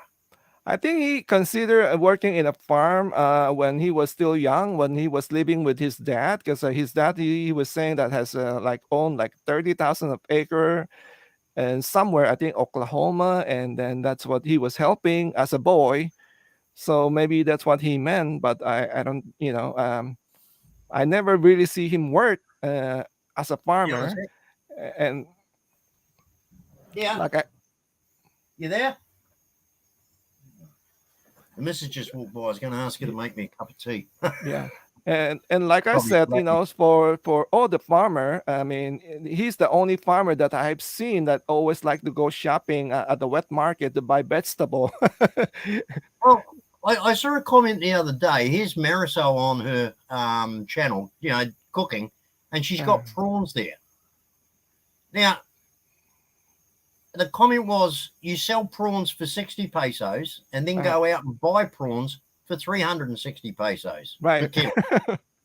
Well, so she makes a comparison about the size, the different size of the prawns. And they're almost the same. Okay, but the thing is, who cares about the size of them? I mean, Hmm. you can put 10 big ones in a dish, or you can put 30 small ones. Well, it doesn't matter. The dish has got prawns in it. Hmm. But yeah, the stupidity of a shrimp farmer selling prawns at 60 pesos a kilo and then Uh, going out and buying other ones for 360 pesos a kilo. It is diabolically stupid. And I don't care what anybody says.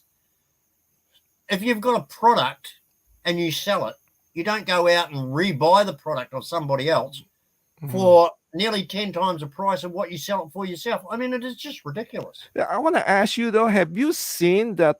Do they ever like eat their own produce, like their chicken or their pig, or Isn't their that fish or their shrimp? Have you seen it? Isn't that, Because the only time I've ever seen produce on that farm eaten was when the pigs died of a disease and some of the farmhands cut it up and they allowed them to take it. And the pig had died of some sort of disease. I've never seen them. You've never seen him go down to the chicken pen, grab a chicken, chop it, pluck it, and cook it. Not once. I have never seen them go to the, what do you call it? Go to the garden, pick something, and then see Marisol take it back, cook it, and then sitting down at the table eating it. The same as we've never seen this, oh, holy guy take his family to church. Not once. mm, Ken You know, Unger said that. after the typhoon, when they're still alive, and not everything has been totally destroyed. Did you see him take his family to church to say thank you? This Mm, religious guy who's such a strong Christian.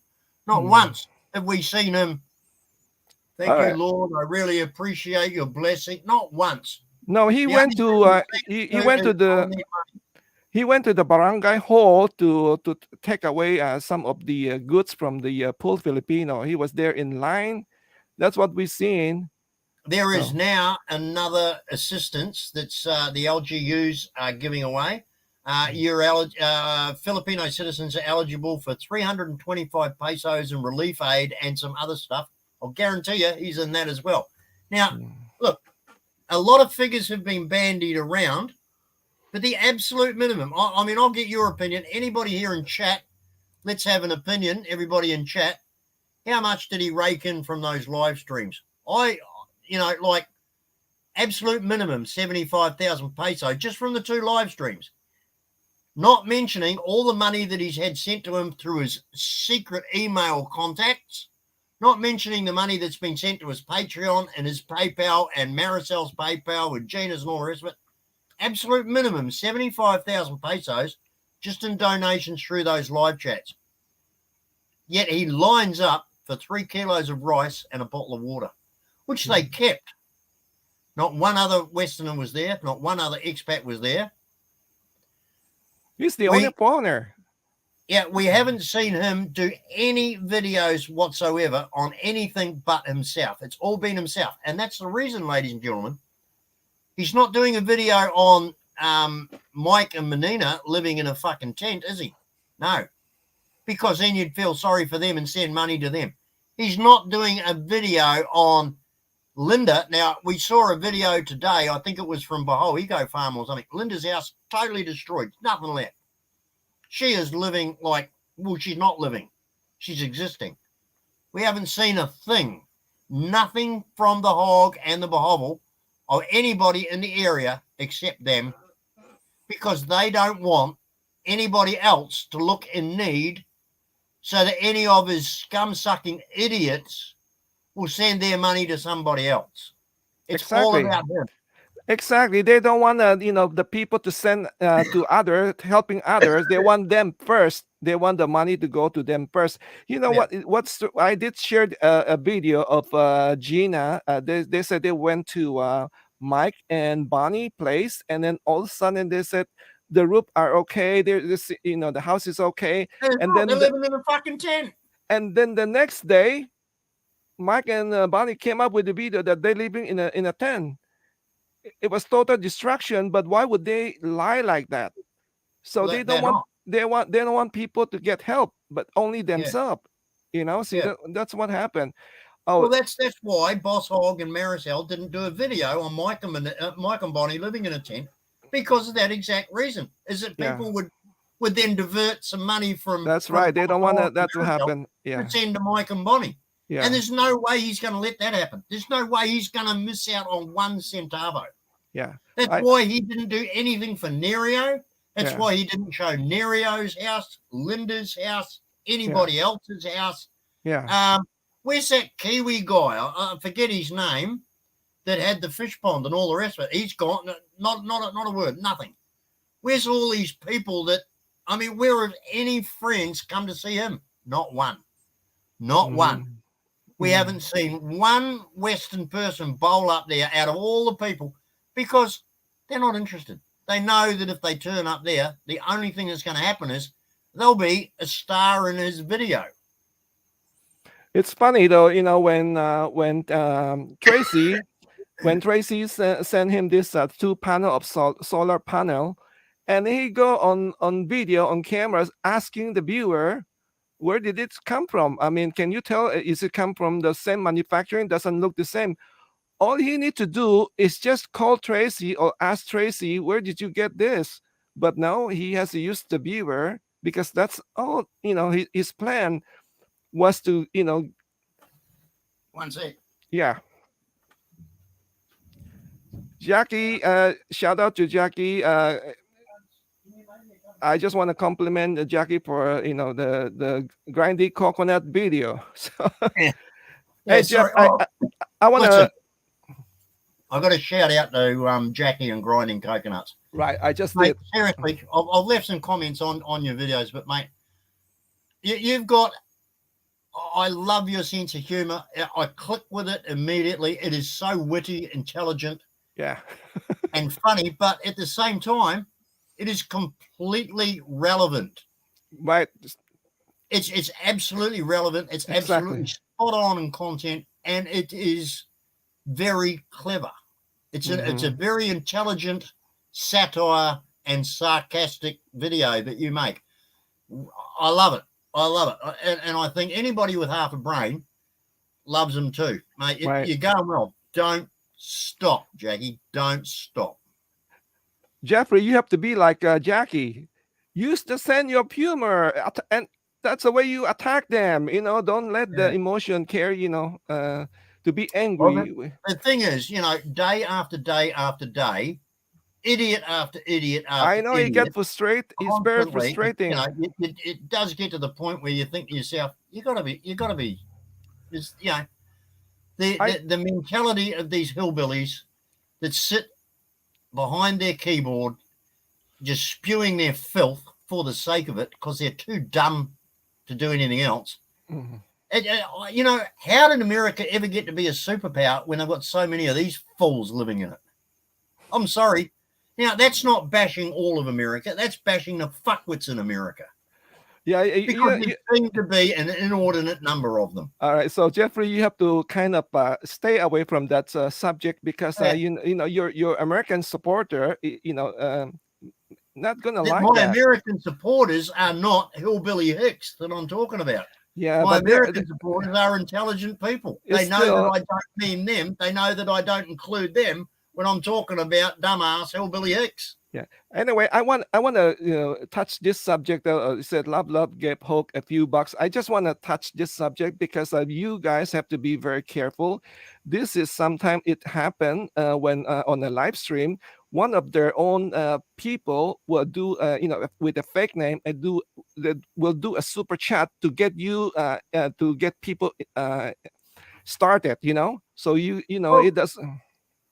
you see, I don't give a shit about super chats. In fact, the few times that I've had super chats, it's been it's really humbling. It's Not really, not you. It's not you. I'm talking about Boss Hawk. This is I what I'm know saying.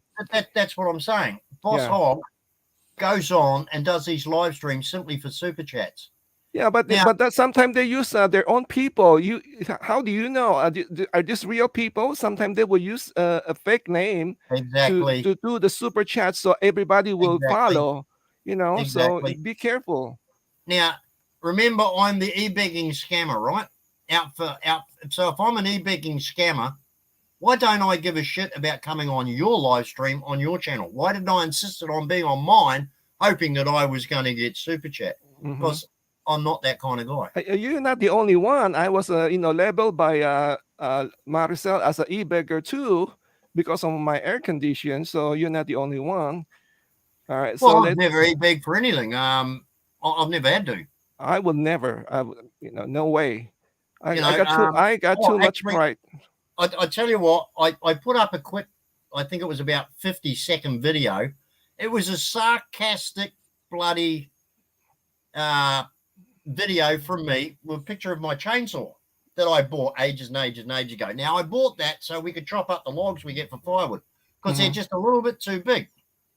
So, anyway, our log burner, the whole shaft, the whole flue system has to be replaced. And it's really difficult because it's ceramic and you can't buy them anymore. We have to wait till they can find a second-hand one. We don't want to get a steel one in because it'll just, the way the whole thing is designed and the way the whole thing's set up, if we put a steel one in, it will just look like shit in our main lounge and real cheap and nasty. And so we're not going to do it. We're just going to leave it there as a feature. Thanks, love. Hmm. My missus just bought me a cup of tea, and she good. So Good. anyway, we got a reverse cycle air conditioner air. But that chainsaw, so I put up a video and said, should I send this to Boss Hog? Well, somewhere along the line, people have actually got so screwed up, they don't realize that was sheer sarcasm.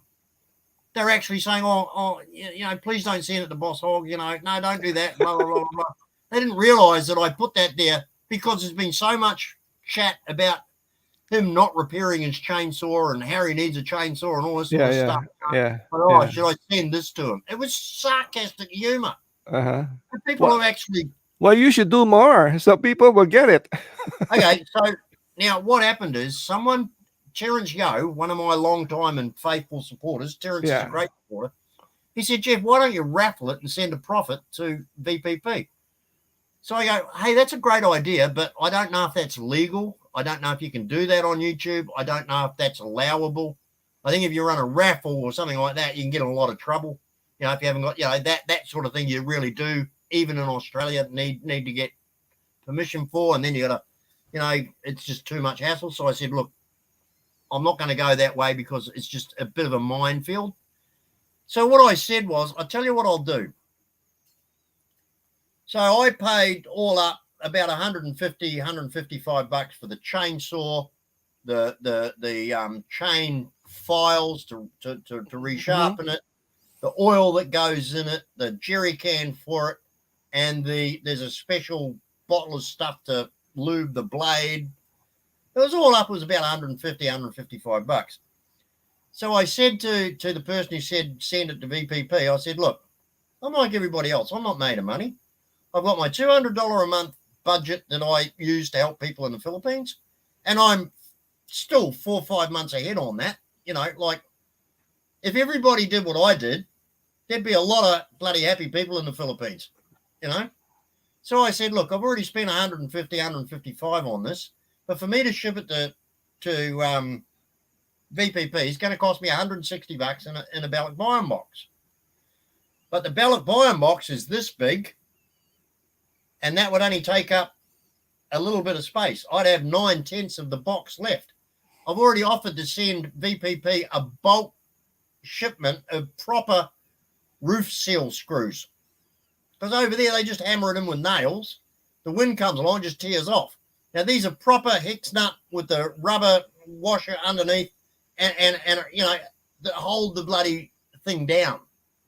You can't rip it off in a wind. These are the proper, you can't buy them in the Philippines. They just use nails, not the proper roof screws. So anyway, I said to VP, and I've got a lot of hand tools and good quality tools that I could fill the box up with. Screws, nuts, bolts, diamond bolts, all sorts of things, fittings for the concrete and all that sort of stuff. I could fill that whole box up with that. Now, I'd do that out of my own pocket and out of my own expense. So for me to do that would cost me another $300-400 easy. Mm-hmm. So I'm happy to do that. I'll send her the chainsaw and all the rest of it. But it's easy. You see, what annoys me is all these people saying, "Oh, Jeff, do this, do the other." Mm-hmm. Now, yes, I'm comfortable. I'm a self-funded retiree, but I'm not fucking rich. I've never said I'm rich. I've always said, yeah, I'm comfortable. I'm well off. But I don't have money to burn. I can't go outside. No, you can. $10 notes off the money tree. Yep. So I said, look, I've already spent $150 on this chainsaw. I'll fill the ballot buy-in box up with all these other tools and all this other equipment and send it to her. But hey, does anybody want to chip in for the cost of the ballot buy-in box? Now, I don't know what reaction that's going to get. But ladies and gentlemen, I can't fucking do everything. No, I like when you said you have a set a budget, because I have shared this with my my viewer also, that you have to set a budget. If you don't, you get carried away. Especially if you keep watching this channel or this blogger, you're gonna get carried away. Do you remember the video I did about this? Mm-hmm. Okay, I'm going to send that to a viewer. That was $179. Now, I've never used it because it has. I would prefer it to be hardwired into my car, but to do that, you've got to put the wire to the rear camera through the roof lining, and you need an auto upholsterer to do that. And I went down and I asked them to put the cable through. He said, "Oh, you have to do the whole new roof lining, $250." Screw it. Could be bothered. So I don't want the cable just, I want it hidden up going through the, So I'm not prepared to pay $250 for it, Yeah, So installation are expensive. I was going to send it to Will, but Will got one free from a company that he's reviewing. So that was, like I send, as I say, I use $200 every month, and I'm 4 months ahead of my budget, just helping people out. Okay, a lot of that goes to people I know, like, for example, my mate Gerson in Cebu. But so what? The money goes. I spend the money. If everybody that I know and all our subscribers sent $200 a month to the Philippines to help people on these channels, shit. Now I've got 1,268 subscribers at last count. If they all sent $200 a month, right? That's over 20 million pesos. Yeah, that's a lot of money. I can't do it all myself. Yeah, it was a really good idea from Terrence to raffle that chainsaw, but it can't be done. It was a really good idea from Kathy to send it to VPP. But no one said, where am I going to pluck this magic $160 fee for the ballot buying box? Like, just expecting me to do it? I'm sorry, I'm not made of fucking money. I'm happy to contribute, but if people want me to do all this contributing, how about contributing something yourselves? And if that pisses people off, well, what can I say? Don't pressure yourself into this, because I know about donation. I've been through that, and it will just keep draining you. I've shared this on my one of my video. It's good to do charity, but you have to be careful, because if you don't, it will bring your emotion, not only emotion but financially. It become a burden. Jeff, listen to me. Don't let it. If it come, it come. Actually, you are doing you are already doing a service by your channel, so you should not be spending a dime from your own pocket. Look, you should do that. You should do that. You should not spend a dime of your own money, because you're already spending your time on your channel. That's it. I know, but there's just so many people that need help. But I know you cannot help. I already learned my lesson when I started my channel. That's what do you think I was doing? I was throwing here money here, super chat here, give people money, and then everybody wants me. Everybody, like, they wants me. I was the guinea pig, and then I start to hate. I start to hate it. I started to hate it, and I said, you know what? I'm done with this. I'm done with this donation thing. I'm just gonna do my thing. I would tell people, hey, I think these are good people. They need help. If you want to help them, help them. I'm already spending my time. You know that we are not making money on YouTube. How much are we making? Probably sometime I make 100, and some month I don't even have a check from YouTube. You're not making money on YouTube, right? Unless you have like a 10,000 view or something like that, then you can make money. Well, I've not, like last month, I got a payment in November. I got a payment in December. I didn't get a payment last month. So I'm thinking that's because now when you go in to look at the guidelines under revenue, when you go into your AdSense and your YouTube studio, it said that if you do not generate income of $100 as a threshold, so I didn't do that. But if I count up the money that was paid into Super Chats in January and February, that will come over the December and January, that will come into February. It's February now, isn't it?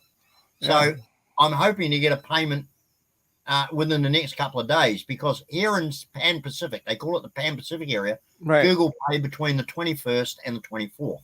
So I'm pretty sure I'll get a payment, but it's only going to be like $110, $120, which is only going to be, 5 to 5.5, well, say 5.5 to 6,000 pesos. So it's really not a lot. Okay, but in the Philippines, that's still going to buy, 50 bags of cement, which it's a lot. But like I said to you, that you should not be spending a dime from your own money. You have to think about yourself. You already do. You already give. You already. But how am I going to say it's $160? Like, people are asking me to do things which cost me money, and then I feel guilty if I don't do them. No, you're not Superman. Are people paying your time? If people come to your channel, they watch you. Are they paying you? They're not paying you. Well, You're in a way giving they are because you get you are you, no you're giving your time as free, so that's already your contribution. You're giving your time. You have to think that way. Don't feel guilty. You're already giving. Look at all those big blogger. They're making tons of money. They never spend their own a dime on their own, even from their AdSense. That sometimes really kind of piss me off. Let's talk about Tintin. Tintin, that he was making tons of money, but he was never, never heard of him using his own money. And he told us that they save all their AdSense money. So I mean, if he can do that, why can't you? You already donated your time, so let the viewer do the chip in for you. It should not be coming from you. You have to really think about that, and don't pressure yourself. Like you that's the problem. Once you donate, once you get exposed, then it's like you are like yeah. people are count. Well, You I cannot don't know think of. about you, but me having a Filipino Asawa. Now, look, my Asawa is, she's not bitchy. She's extremely supportive of the way I do things. I mean, we've been together now over 33. January the 7th Yeah. this year, 33rd wedding anniversary. So I think we're comfortable with each other, and you don't last that amount of time, a Westerner and an Asian person in a marriage, if you're not comfortable with each other. So Mhm. she's been really good and supportive, but she has her limits. Now, how many foreign men out there have got their Asawas giving them permission to spend $200 of the family budget every month on whatever they like in the Philippines? I'll bet you there's not a lot of them. I'll bet you there's not a lot of them. There's not a lot of Western white guys out there from England and America or New Zealand, Australia and Britain. I'll bet you there's not a lot of guys out there from those countries with Filipino wives whose wives don't mind them spending the equivalent of $200 a month on sending to people in the Philippines. I'll guarantee you Yeah. there's bugger all. But my wife, she's realised what I'm like and the things I do. Because, over the years, we have helped her family so much, it's not funny. And so she's grateful for that. But I can't push it, and the amount of money, like if we added it up now, just how much I've actually sent to the Philippines, I mean, we're talking tens of thousands of dollars that could have Mhm. gone to our kids, So Yeah. I'm grateful that she understands me in that way, but she's now constantly, especially since I started this channel, she's now constantly saying to me, Jeff, you got to ease up, because True. what Yep. I've done, I'll be honest with you, what I've done, and I've just sort of realized it now. It's like that chainsaw. It's like a lot of tools that I've got. Hmm. I'm just sort of realizing it. When I saw the comments on that video I made, seeing it to VPP, I instantly said, okay, if I can do that, I will. So instead of actually using money for cash, I've actually got a shitload of stuff. I got a lot of brand new tools Hmm. that I can put in that ballot buying box and send to VPP. That would be a gold mine for her. If I fill a ballot buying box up with the rest of the stuff to send to her, it's going Hmm. to cost me another $300-400, but it'll be stuff that she's desperate for in those builds, or for later things or later projects, because she's always going to be doing projects. Yeah. But I Just don't just want to pay for the whole lot myself. just wait for your AdSense. Use the AdSense money. Why you use your money? It doesn't Well, the make AdSense sense. money I've already guaranteed to go to VPP. Yeah. The big buying box is going to go to BPP anyway, right? It's the same thing. Yeah, but that's not cash aid, is it? I mean, if I turned It around now and doesn't started matter. using the money for something It, else it rather than no. sending it direct to Yeah. VPP, It I'd get does. torn to shreds. It People would doesn't send me to matter. shreds. It doesn't matter. Viewer, supporter is not going to say nothing. If they're going to say anything, and then let them do the. So you're saying that instead of sending the AdSense money. I'm going to get around. I don't know. It'll be a little over $100. Use the AdSense money to pay for the big buying boxes. So what's the I difference? wonder what the channel would think of that. I don't know if they'd agree or not. No, it's your channel. I mean, don't worry about people. But it's, I don't make like right from the start. When I was, it was suggested to me to monetize the channel. I didn't want anything to do with it because I just knew, money. And then you start changing the rules or moving it around, people get the shits. So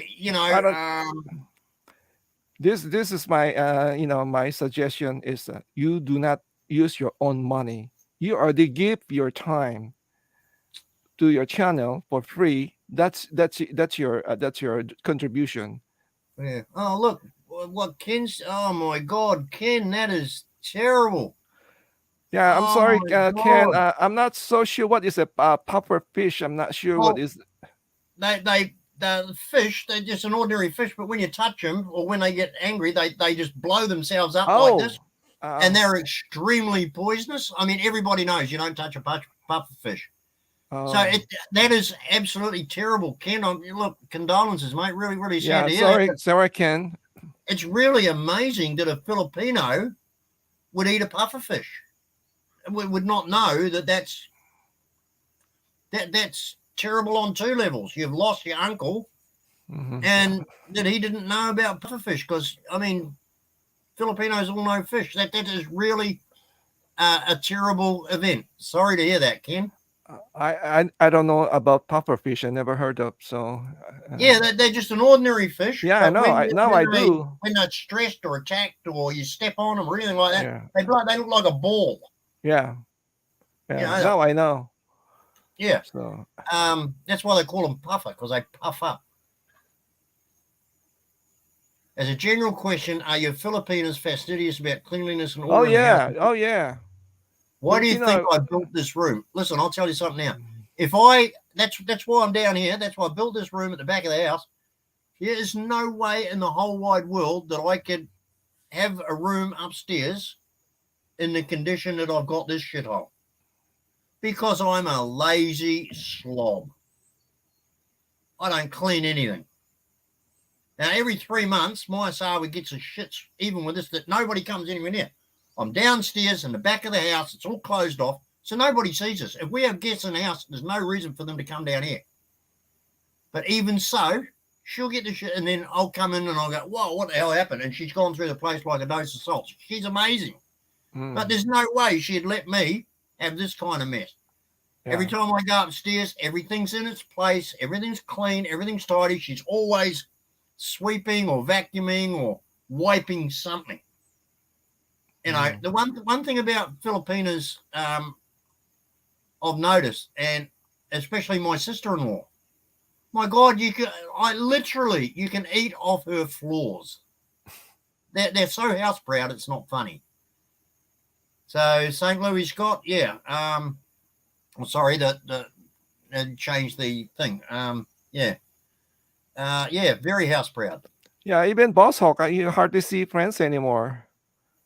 So, well, that's right, St. Louis Scott.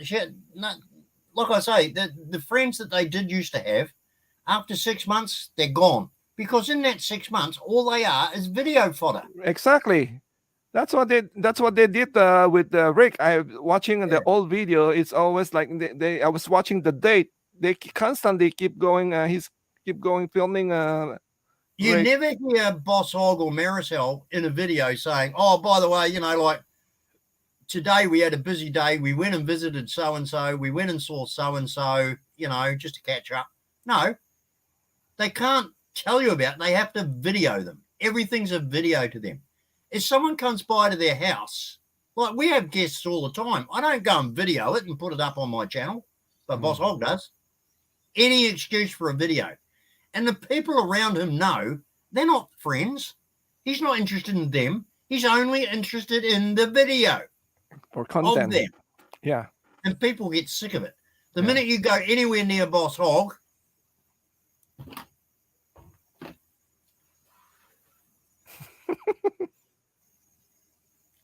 in fact, it's a wonder anybody knows what BossHog looks like. Because this is all you see of him. And then you got Marisol standing next to him. Yeah. Unbelievable. You know, this is all you see of BossHog and Marisol and Gina. That's all you see. You are not a person in their eyes. You are a video. That's all you are to them. Content. And people realize it and get the shits and just give it up. Hi, Whisper Woman, Whisper Woman. Marcia has no friends Whisper because Woman. First initial. See, I won't divulge your name. I know Whisper Woman's name, but she deserves her anonymity. But hi, love. How you going? Good to see you. Yeah, she doesn't know how to be a friend to anybody else. She's just a bitch. She treats everybody like shit. You know, and this she goes on with Big Maria and this Mark Cooper, who's obviously a fake name, and they sling off at everybody in Messiah, thinking they're really clever. How rude, crude, and ignorant is it for such low-class people? Because low-class is when you disparage another person in a language they can't even understand. It's not clever. It's not smart. It's just pig ignorant, rude. It is just very rude. Low class. Exactly, low class. And Marisol does this all the time because she is low class, ignorant, unintelligent bitch. But she thinks it's clever to run people down in Messiah, and they don't understand it.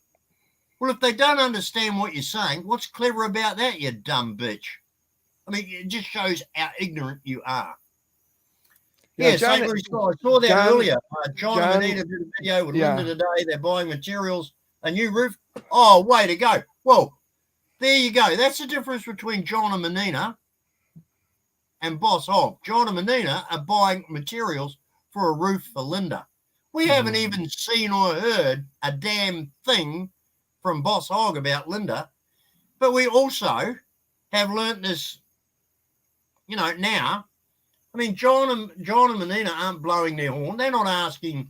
I didn't see any video from them begging money so we can go out and help Linda.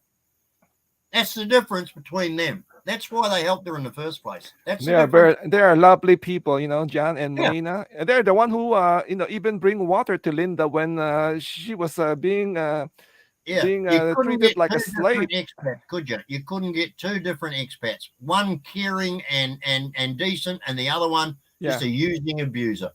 Yeah. So thanks for that info, St. Louis Scott. Appreciate it. Thank you, St. Louis. Thank you. Grinding coconuts is absolute goal. Totally agree. Yeah. Yep. And I'm going to be asking Jackie. Yeah, Jackie. If you don't mind, like I said to Jimbo before, our goal is the same. All our goals are the same: to bring to the internet's attention the scams of BossHog, so innocent people won't fall for them. So if you don't mind, if I put a permanent link, you know, as you know, I always put a link up to expat forums on all my videos. From now on, if I just put a link there to grinding coconuts, if that's okay with you, let me know. But I'd appreciate it in return if we all, promote each other's channel with a link in our descriptions, you know, all of us together. And that's including Doc Expat, Raw Facts, everybody. If we all, people will then have a look at it and they'll go around the whole lot and we will get the word out. Now, just people might know one channel. That's another reason why I asked Jimbo today to come on this, to let his channel people know there are other people out there. They now know about me. They now know about grinding coconuts. They now know about Raw Facts. They now know about expat scammers. And they'll spread it. The thing is, spread it. I mean, I love comments. They're great if they're intelligent. The likes and the subscriptions has not been my focus. I wish I got a lot more shares. I wish a lot more people would share my videos so that the word goes out there, so that we warn new incoming viewers to the Hogg's channel to stay away from them. We need to get the message out there. So, Jackie, if you don't mind having a link from me on my channel, I'm happy to put it up there. Yeah, that's a good idea. To warn the new viewer. Our concern was the new viewer. We need to cut off that the between BossHog and the new viewer. Where did the Hog find her Tinder? Tinder. It would be great if we could find his Oh yeah, profile. yeah. I mean, who was on the internet? Was she on Filipina Cupid, or was he on some American site? I mean, yeah, he admitted that he met her on the internet, so it had to be, like, was he looking at the Filipino sites, or was she looking at? Yeah, it was probably him found her. It would be her profile, and I wonder if she did the Gina check. I mean, you notice Gina's photos and all her profiles and everything are young and beautiful, but that's not her. Someone She did she. a I don't yeah. know what's wrong. What's wrong with her? She was just like so crazy with the Photoshop fixing her Mm, face. mm. There's no limit. No limit on the weight for balikbayan boxes. You can put a tongue in there as long it will fit inside the box. They will ship it for you. There No, are those some crowds in Sydney that charge you by the kilo, and nobody uses them. Like, who's going to pay $2.50 a kilo? Because I've packed 150 kilos in there, so that's $300. To hell with yeah, that. no weight. Yeah, Surely if LBC. you I've used. I've used. I mean, I've used LBC for over 20 years. I've never had one go missing. I've never had one break open. I've never had one pilfered.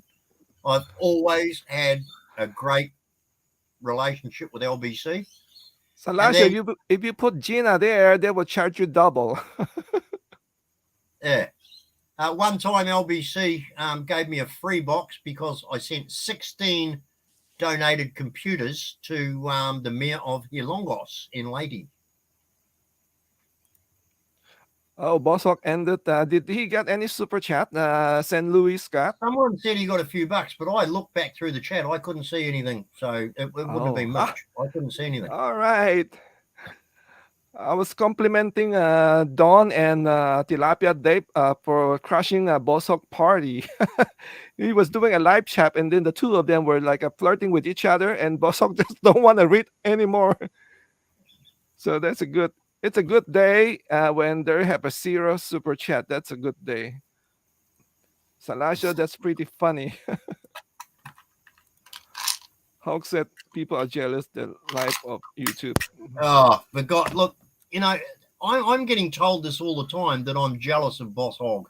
If anybody can show me anything that I have to be jealous of that man, I mean, fuck's sake. You Marisol know, said the same thing, that I was jealous of them. So I don't know how. I never want to live in a farm, so how can I be jealous? I don't know. I mean, my tool shed is a better quality place to live in than what he calls a house. And I that's my tool shed. My garage where I put my cars is a better constructed, cleaner, more hygienic and Hey Jeb, your what garage do you will call it? probably be Good there. looking than his so-called house. That's my garage. I Yeah, don't live in my garage. your garage, Jeb, will probably be their suite, their honeymoon suite. And so, I'd like to ask what I'm jealous of this guy. Like I can pay for a doctor visit. I've been going to the doctors for so often it's not funny. But you see, the other thing is, the beauty of it is in Australia we don't have to pay to go to the doctor. But when I'm in the Philippines, I've got full medical coverage. Neither my SO or I would get on a plane without a travel insurance with medical cover. Now, if we get a disease, say I had a heart attack and I needed triple bypass surgery that wasn't available in Cebu, my insurance company, now we pay $750 for the two of us. We have an insurance policy that says they will hire a medical evac team to bring us back to Australia on a You know what? private jet.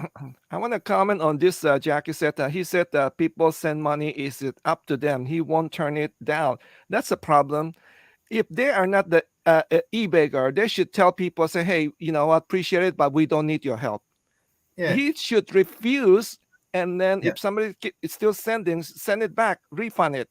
Well, when he said, he could have turned around, he could have been honest, and he could have said, well, look, from my recent live streams, for all the gifts and donations we've received through my PayPal and Maricel's PayPal, look, we're well and truly okay, folks.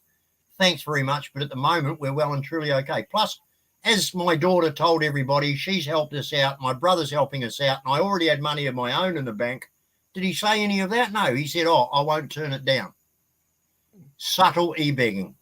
Yeah, I won't turn it down. And then Maricel said he never asked for money. So it's a very contradict, between the two of them. Excellent. Yeah. The fact that, he's made video after video saying that I don't want Charlie and Red to think that everything comes free out of a box. Well, you see video after video. Now he stopped showing Red's reaction, but I remember the last one he showed Red, and Red just gimme. Can't wait to get the stuff out of the box. That's mine. I want that. Boy, has that bastard changed his tune.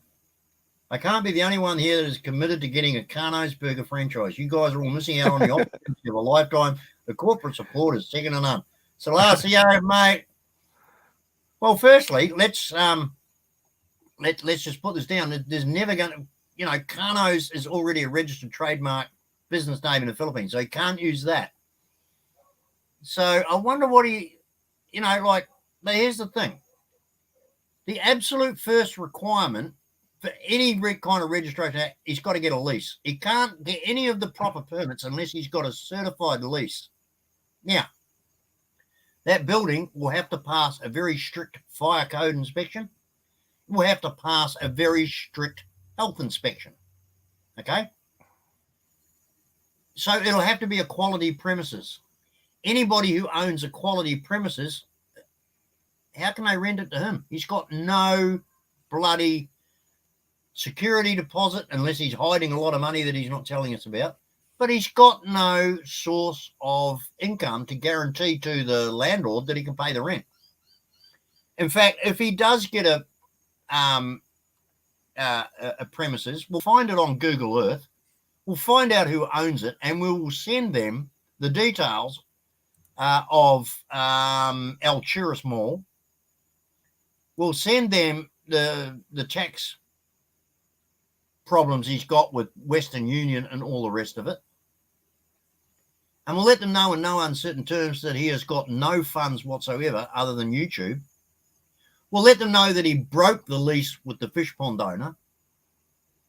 We'll let them know that he ripped off Rick on a business deal in the Philippines. So good luck to him. Good luck to him. Now, people might turn around and say, oh, you're being vindictive. No, we're just telling the truth about an arsehole who's done all these things, who's a piece of shit, who deserves everything he gets.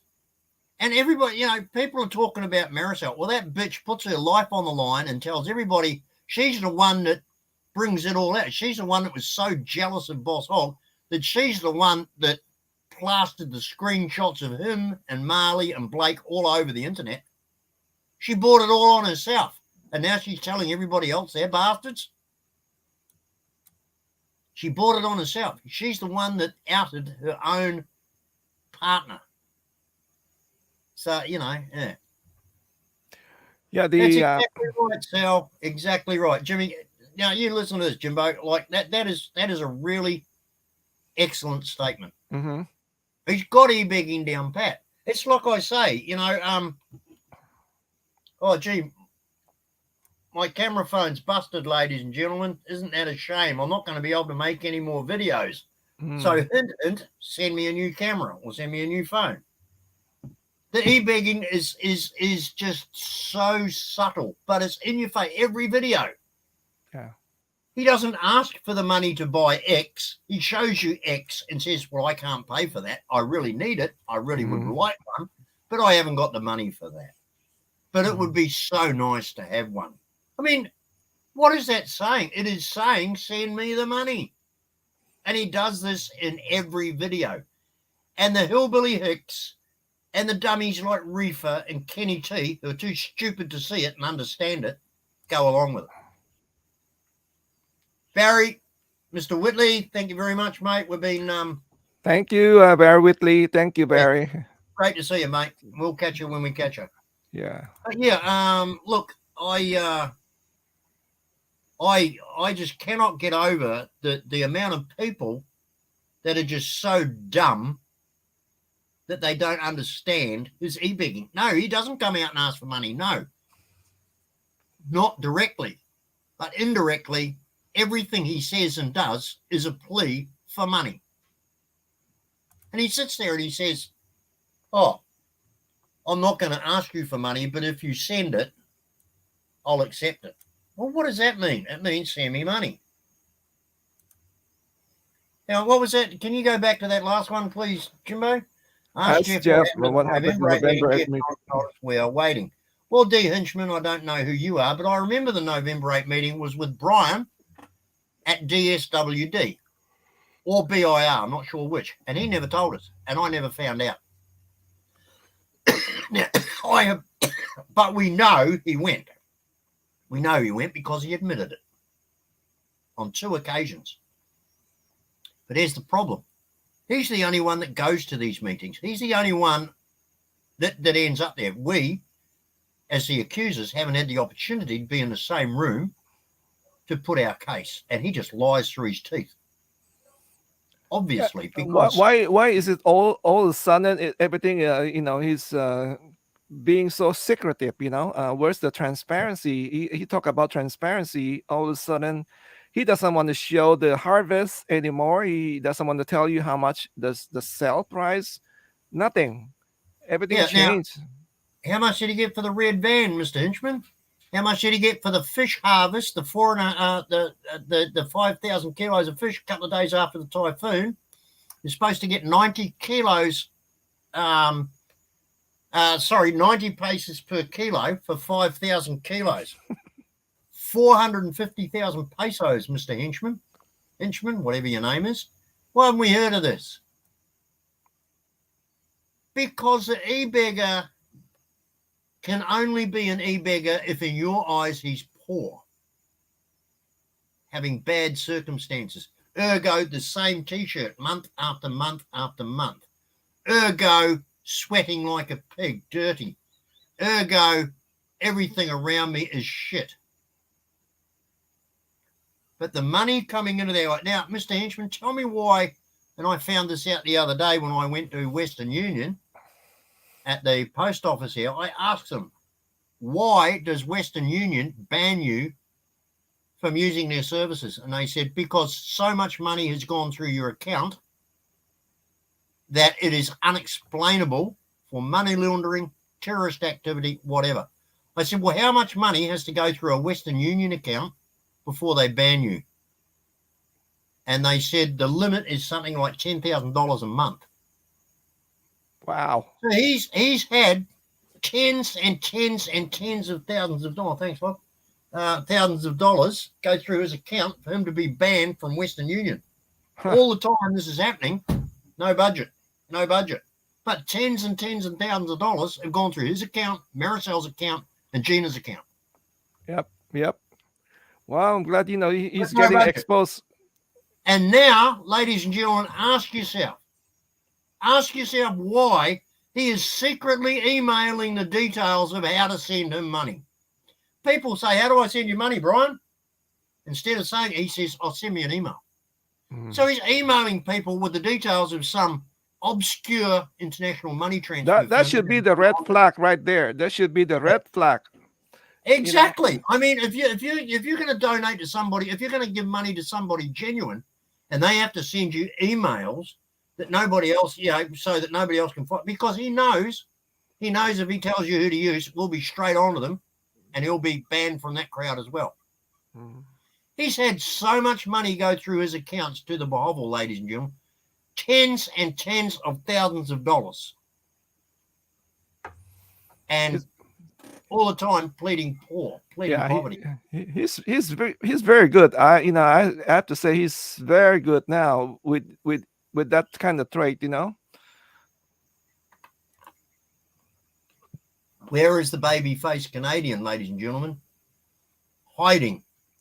He is hiding so badly. He's up to his neck in debt with BossHog. He realizes that BossHog has been the worst thing that he's ever been involved in.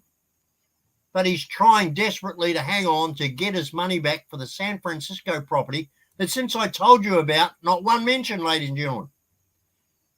Not one mention of the San Francisco property and the 2 million or 2.5 million down payment that they put on it that they're trying to get back.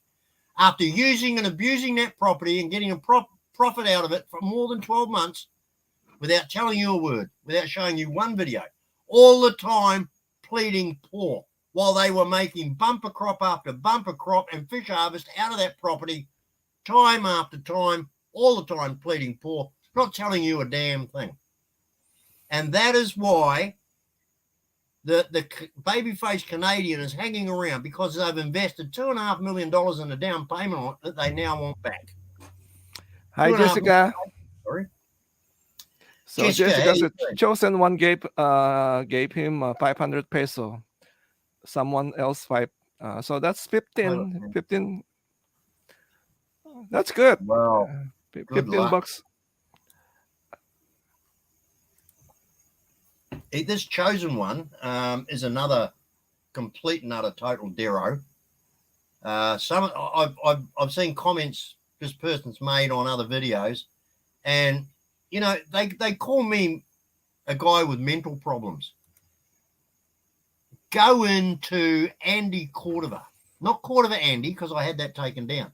Go into Andy Cordova's video, The Abortion. Vincent Tuff, the fool in Brisbane, go and have a look at the absolute sick, twisted shit that he's posting there. The guy is mentally deranged.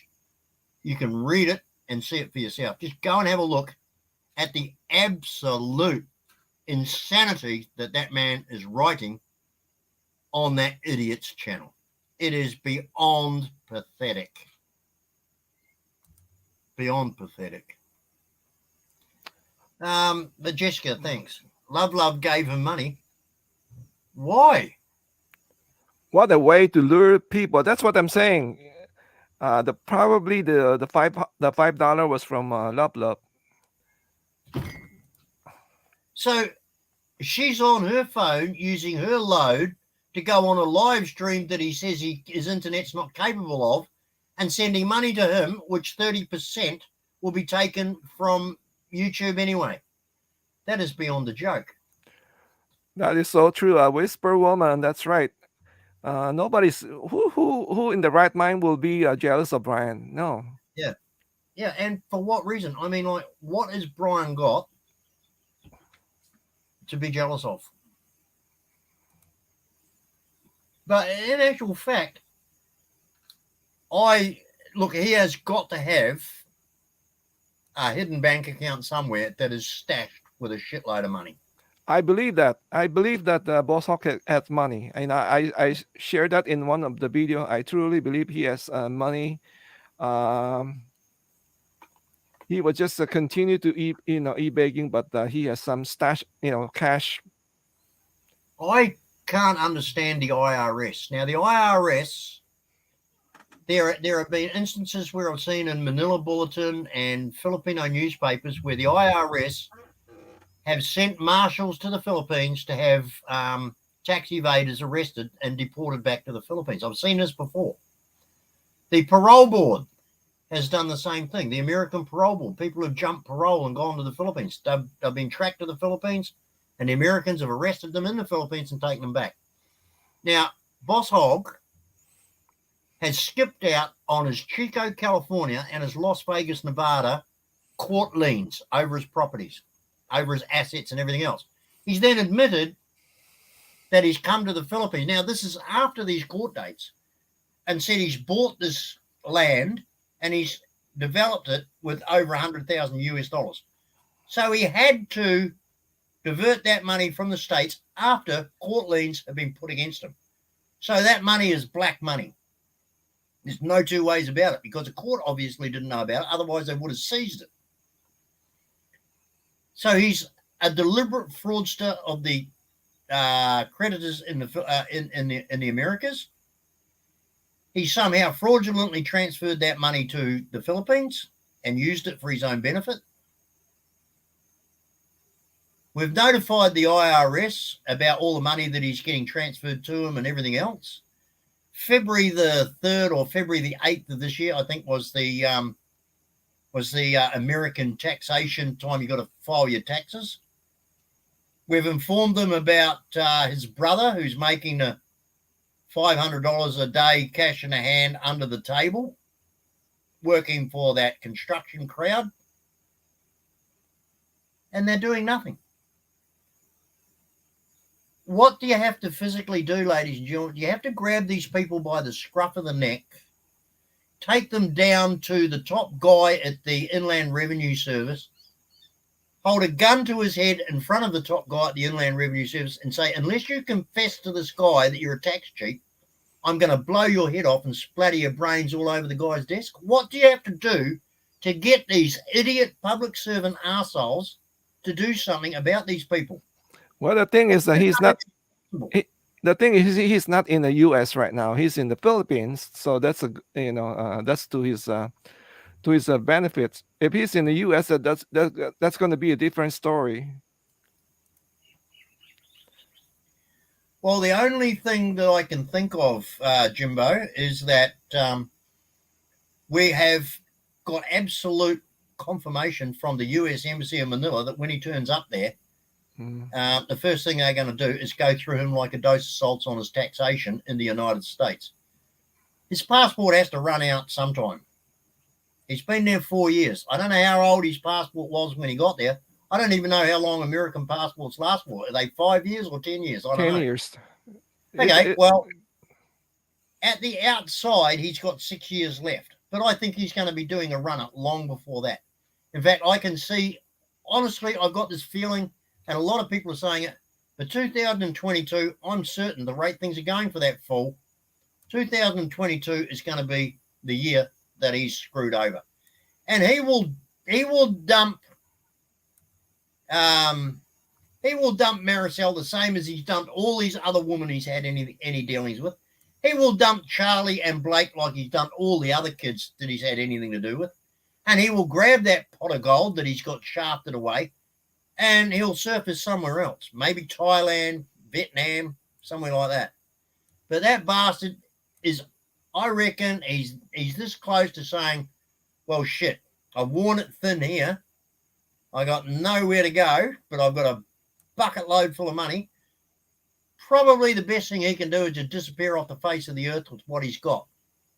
Because if he goes anywhere else and tries to start up again, everybody will know that he's the con man we've all said he is. Mm-hmm. But I've got this absolute, I honestly believe that he is going to dump the Bible and everybody in it, including his kid, like he's done so many times before.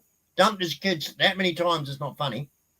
Turned his back on his families how many times? At least 3. On wives and children. And he's just going to do another runner. Because that's what he is. He's a runner and a gunner. He's not a stayer and a doer. He's a runner and a gunner. I'm gonna do that. Kenny also said here, it's true. IRS are looking for the big fish to fry. So love his avatar. That is Steve McQueen in the movie The Sand Pebbles, where he played Jake Holman. Love that movie. Love that movie. So Kenny N. Subic, you and I got the same taste in movies, mate. Remember the last line when he got shot by the soldier in the temple? What the hell happened? I love that movie, The Sand Pebbles. Brilliant. Candice Bergen. That's when I fell in love with Candice Bergen.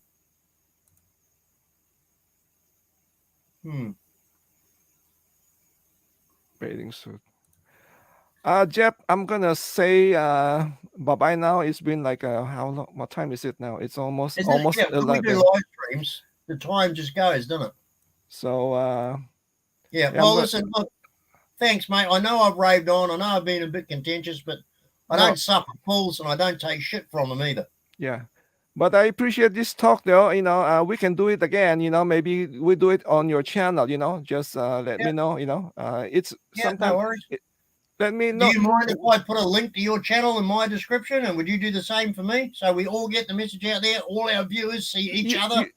Why you do it first? I don't know.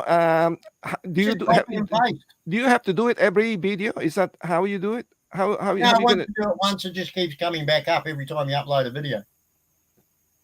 You have to tell me how to. Okay. Yeah, no worries.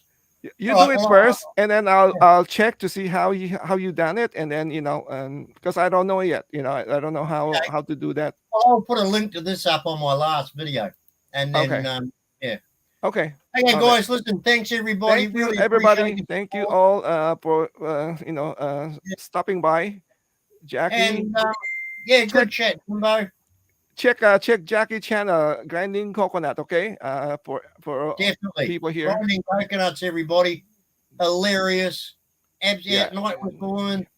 Was- But not only is it hilarious, it's absolutely relevant, pertinent. It's very Exactly. clever, very intelligent, and it's very now. Go and have a look at the grinding coconut sequence. They're brilliant. All right. Thank you Okay, yeah. again. See everybody. Thanks very much. Okay. Good. Good Good night. night. Bye bye. Okay. So.